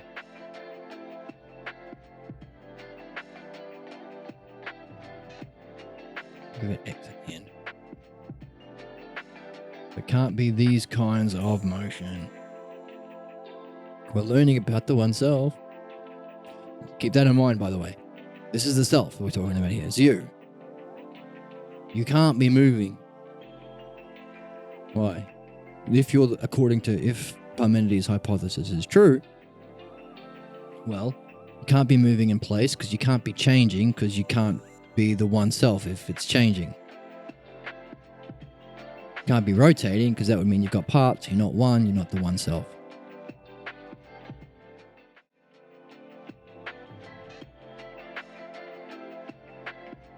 But surely then, by changing place, it would become situated elsewhere and thus be moved. In this case, it would most certainly indeed.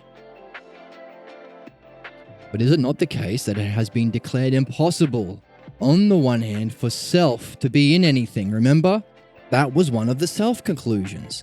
Self can't be in itself because it's self, and it can't be in itself. That doesn't make any sense. There'd be two selves. Can't have two selves because it's a self. It's one self. Then you'd have one thing that would have two parts, and you call that the self. So he used the self to say it's impossible for the self to be in anything. It's still more impossible that it become in anything.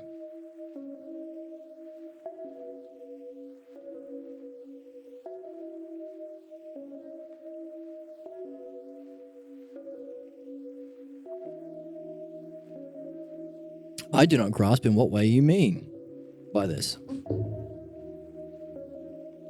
If anything comes to be in anything, is it not necessary that it should neither yet be in that, since it's still coming to be, nor yet it can be entirely out of that, since it would have already come to be? Right? So if it's in the process of coming into something, it can't be entirely. It's not yet in it, but it's not entirely out of that. It's halfway through. It's transitioning. It's like this. Zoop. Necessarily. Then if this can take place in something else, then it must only happen to that which has parts. Why? Because while it's going through that transitioning, one part of self would already be in that whole, but another part, at the same time, out of that whole. Part would be inside, part would be outside, if it was coming to be. Whereas that which has no parts cannot in any way be within, nor again wholly without anything at the same time. So he said two things already. That it can't move place to place. Why? Because it has to be in something. But self, it's already been said to be not in anything. Neither in itself nor another. But he also said it can't be coming to be either, because it would have a part inside and a part outside, but one self. Wait, did he say one or did he say one self? He just says that which has no parts.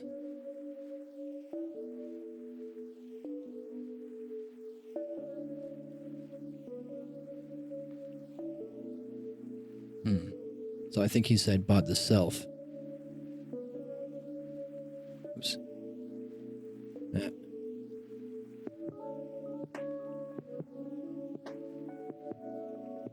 But self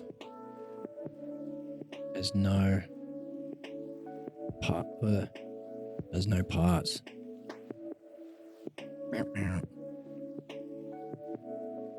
So what? What in the heck are we talking about here? We're talking about the one. So we've made a conclusion about the self not having parts, and the self not being in itself or in another. Accordingly, then, the one does not change by going anywhere and by being anything, nor by being carried about in that which is self, nor by undergoing any alteration. Accordingly, then, the one is immovable by any kind of motion. So all of these arguments so far have been about what we understand the self to be. So given all of this, we can say, therefore,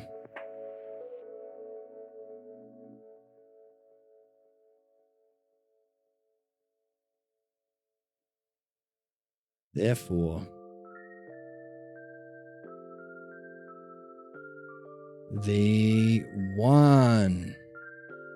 So these were all arguments using the self to make a conclusion about the one being immovable according to every kind of motion. Is immovable. That's our conclusion.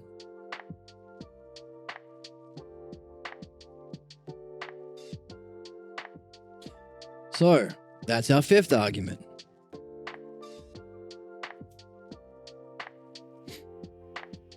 What have we got so far? Well, let's review. The one is not many by definition.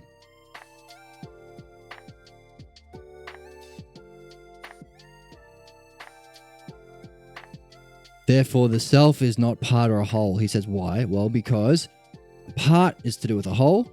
Let's get my pen out. Part is a part of a whole. A whole is that which has no parts missing. So if one was either a whole or parts, we would say it would have to be many and not one. But we're after the one self, he says, but we're after the one self. Therefore, the self is not whole nor parts. We've got an argument about the one applied to the self. The self is not whole nor parts. Argument 2. If there are no parts, then there can be no beginning, middle, and end. Makes sense? Therefore, by the way, beginning and end are limits. So the self has no beginning, middle, and end, because we've said that the self can't have parts. Therefore, the one is unlimited, right? These are limits. So therefore, the one is unlimited. So we're using our reasoning based on what we're taking with us, our understanding of the self, and we're applying it to the one. We've already agreed from our previous argument that the self can't have parts. So it can't have beginning, middle, and end. Therefore, it can't have limits. Argument, the self, conclusion applied to the one. One self, that's the dialectic. Then he went through circular and straight to form and shape. Circular has middle and to do with the extremes to define what a circle is. Straight has the middle in between the extremes. That's what straight means. And we've said the one has no parts, so it's neither straight nor round. So it has no form.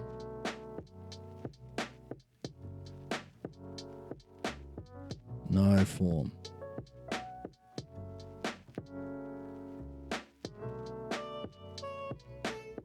Therefore, no form.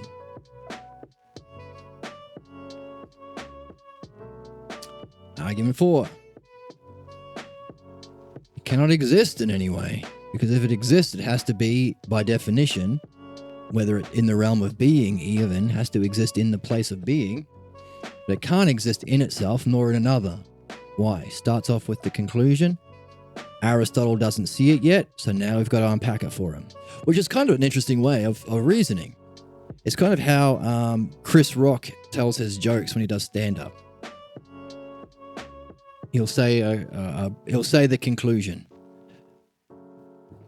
Women can't date down in status. They can't. And they'll repeat his conclusion. This is the conclusion I'm going to get to. Women can't do it. They can't date down in status. They can't do it. No. And then he'll have to go and explain his concept. Because blah, blah, blah, blah, blah. Funny stories about women dating a guy and then dating a poorer guy and then them having a bad time. This kind of way of thinking or reasoning, Parmenides is doing. Here is the statement. Here is the conclusion. Are you with me? Do you see it already? In the first argument, he says, by the way, if the one is one, it can't be many, right? That's a conclusion. But it was so obvious that even Aristotle, the youngest member, could see it. Yeah, I'm with you there. You don't have to explain that. Good. Let's keep going. He could have. What do you mean? One can't be many. Well, then he could have said, well, think about it. One and many, aren't they opposites? Don't they have a literal definition? Wouldn't you define one as that which doesn't have a manyness? Wouldn't you define many as a series of ones? You could have reasoned in that kind of a way if he wasn't on board. He didn't have to for that argument, but he did here. Why? Show me. Show me why it cannot exist in itself. It cannot exist in any way. Well, if it existed in any way, it'd either be in itself or it'd be in something else to exist. Again, I don't get it. Okay. This is the dialogue. This is the dialectic. This is the adventurer. Right? We're not saying, well, you're an idiot. I can't believe you haven't read this book. Ha ha ha. Or, you're just an imbecile. Maybe go to college and then... No, none of that crap. We're bringing each other along with fellow adventurers. Oh, you're not following it? Well, let's unpack it. So self cannot be contained in something, because if it's in something, it would be circularly comprehended or touched or encompassed by something. No, it's unpacked. What do you mean? Oh, we've already unpacked it. So it says, hey, can you unpack it for me? No, it's already been unpacked. Maybe my podcast is too elite for you. No, we don't do that. So long as there's someone with a genuine interest, right? Parmenides said only because you have a good and divine interest and pursuit in the Logos. You're a good chap. And if there were the many here who, one, don't appreciate what we're doing because they don't accept or they don't understand that it is through this process that we can apprehend the ideas in being. If those guys were around, we wouldn't do it. All right? If you're down at the pub maybe don't make a big spectacle about this kind of thing if they're all physicalists. If they don't think there's anything like that. You and your bloody philosophy, get the hell out of here, you mug.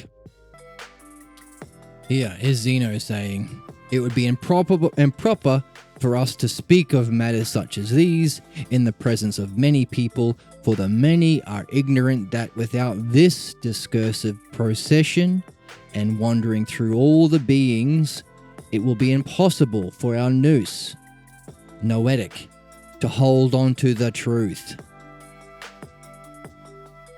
Zeno recognizes the, oh, and by the way, he said, I wish you all the best, Mr. Awakening Philosophy. Oh, thank you so much. Yeah, well, I hope you're interested in that sort of thing. Zeno himself said his first essays were his anger against those people, because Parmenides wrote, let's go back to it. Right at the beginning, Socrates first addresses Zeno and not Parmenides. He says,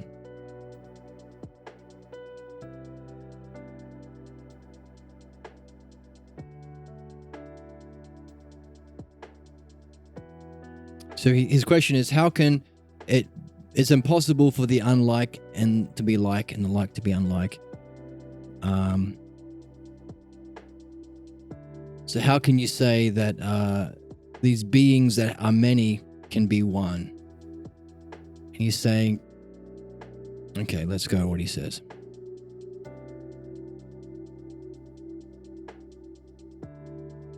He says, Parmenides, Zeno is saying that, Parmenides, your poems say that all is one, and you produce many sound proofs in a beautiful and good way in support of these hypotheses. On the other hand, Zeno is saying the many is not, and he produced many rightly and mighty positive proofs. On the one hand, you affirm all is one. On the other hand, he denies that all is many, almost saying the same thing. And Zeno says, that's true, but you've not perfectly perceived the truth of my words. You have, like Spartan hounds, Socrates, tracked the intent, but what has remained unnoticed to you is these words were not written in so venerable a way, so I was trying to hide this from men, as if I was doing something of great importance. But on the one hand, these were composed for providing assistance to the logos of Parmenides against those who try to comically represent self by asserting that if one is, many ridiculous and opposite results happen to the self logos. My writing tries to contradict the advocates of the many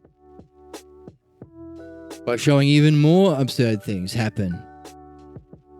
So Parmenides thinks that what is one.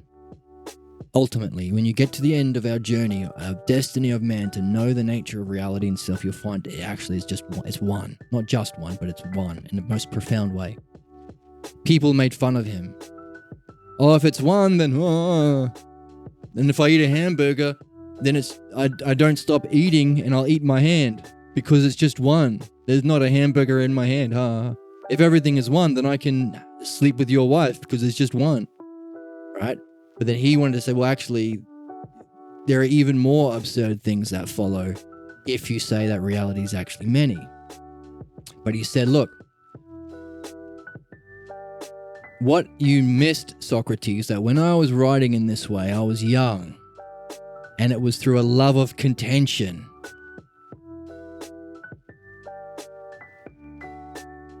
Not from a love of honor that belongs to a more advanced period in life, but a juvenile love of contention. So this is like what happens when you start to learn the logos, and you start to realize there is a way of understanding and reasoning through things. You will have the counterattacks. The many will make fun of you. because they think they're right in their ignorance and they don't realize that there is a realm of being and that the dialectic and the logos is the necessary tool to apprehend it. They're not raised in that way. But they're raised in a way where it's very important to appear like you know what you're talking about. Makes you strong, makes you an alpha, right? These people, Socrates and Zeno and Parmenides, are saying, it would be not right to have this conversation in front of. They'll get mad. And when Zeno learnt the logos when he was young, he had a love of contention. He was annoyed at these people. He wanted to make fun of them. And then he realized later on, as he leveled up a bit more,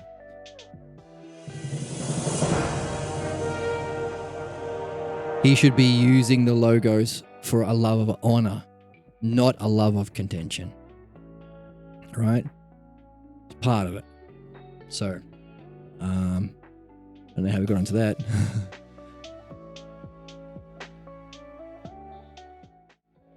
But it's important. It's human, right? It's part of the process. You don't start off at level 100 or level 99. You gotta learn. That's why we're here. So, fourth argument. The one doesn't exist. It can't be in itself or another. Why? Let's unpack it.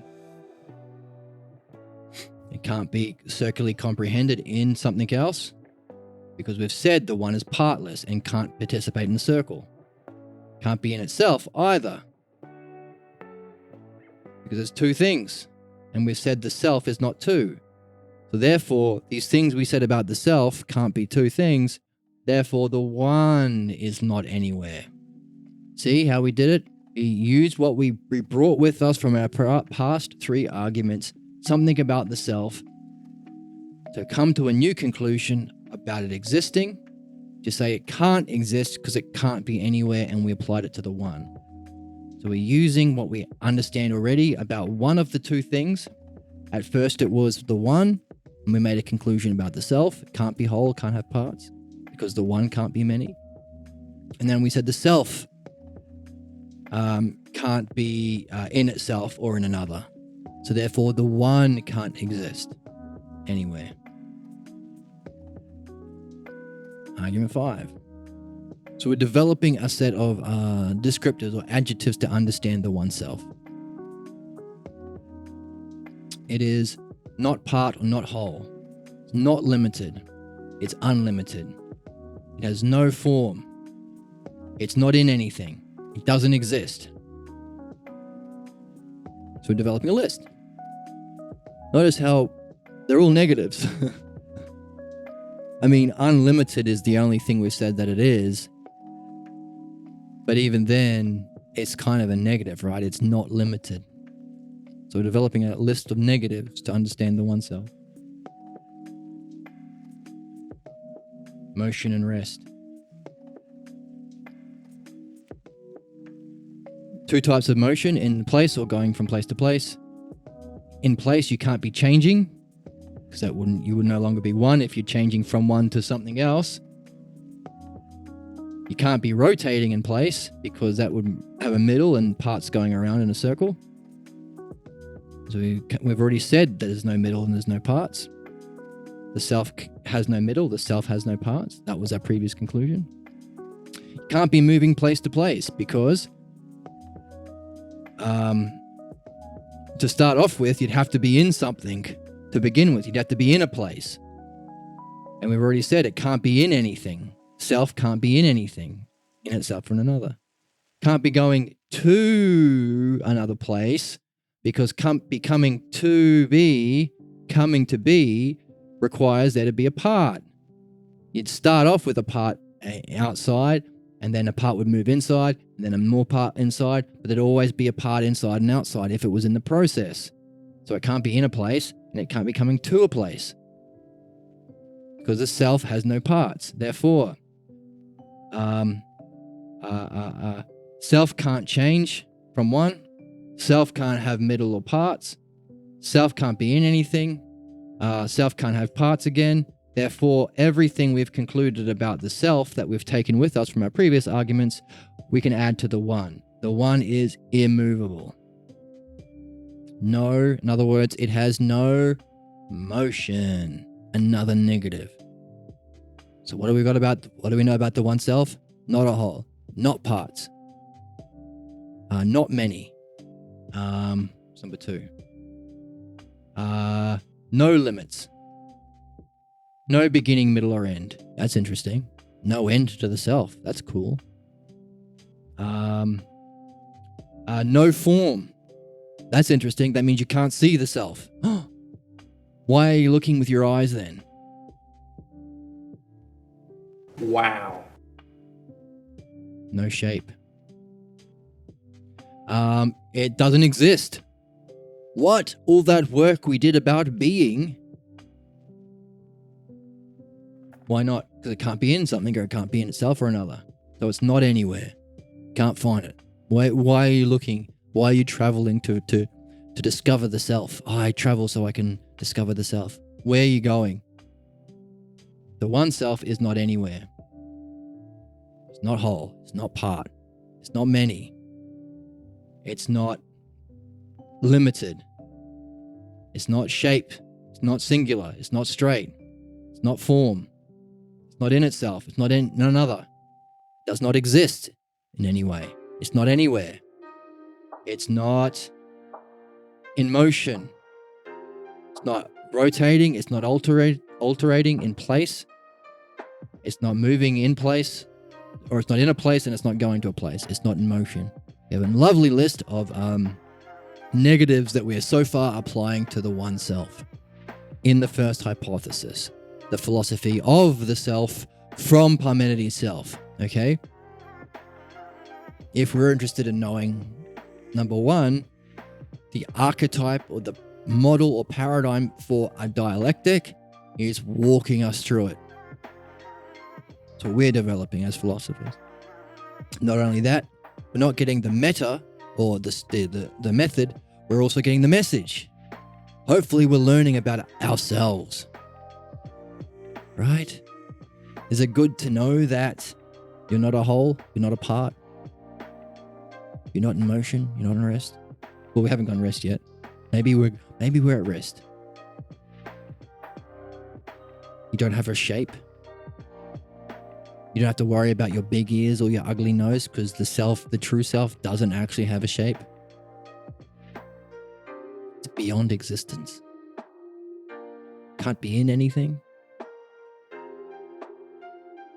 Wow. Wow. Wow.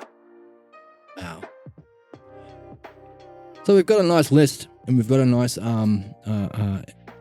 set of steps and methods that we can learn from ourselves. I think we've done pretty good today. I hope you're finding something fascinating about this. I hope you're puzzled. I hope you're confused. I hope you've got a bunch of questions in your philosopher sack, or your question sack. And I hope to see you next time. Thank you so much for joining me.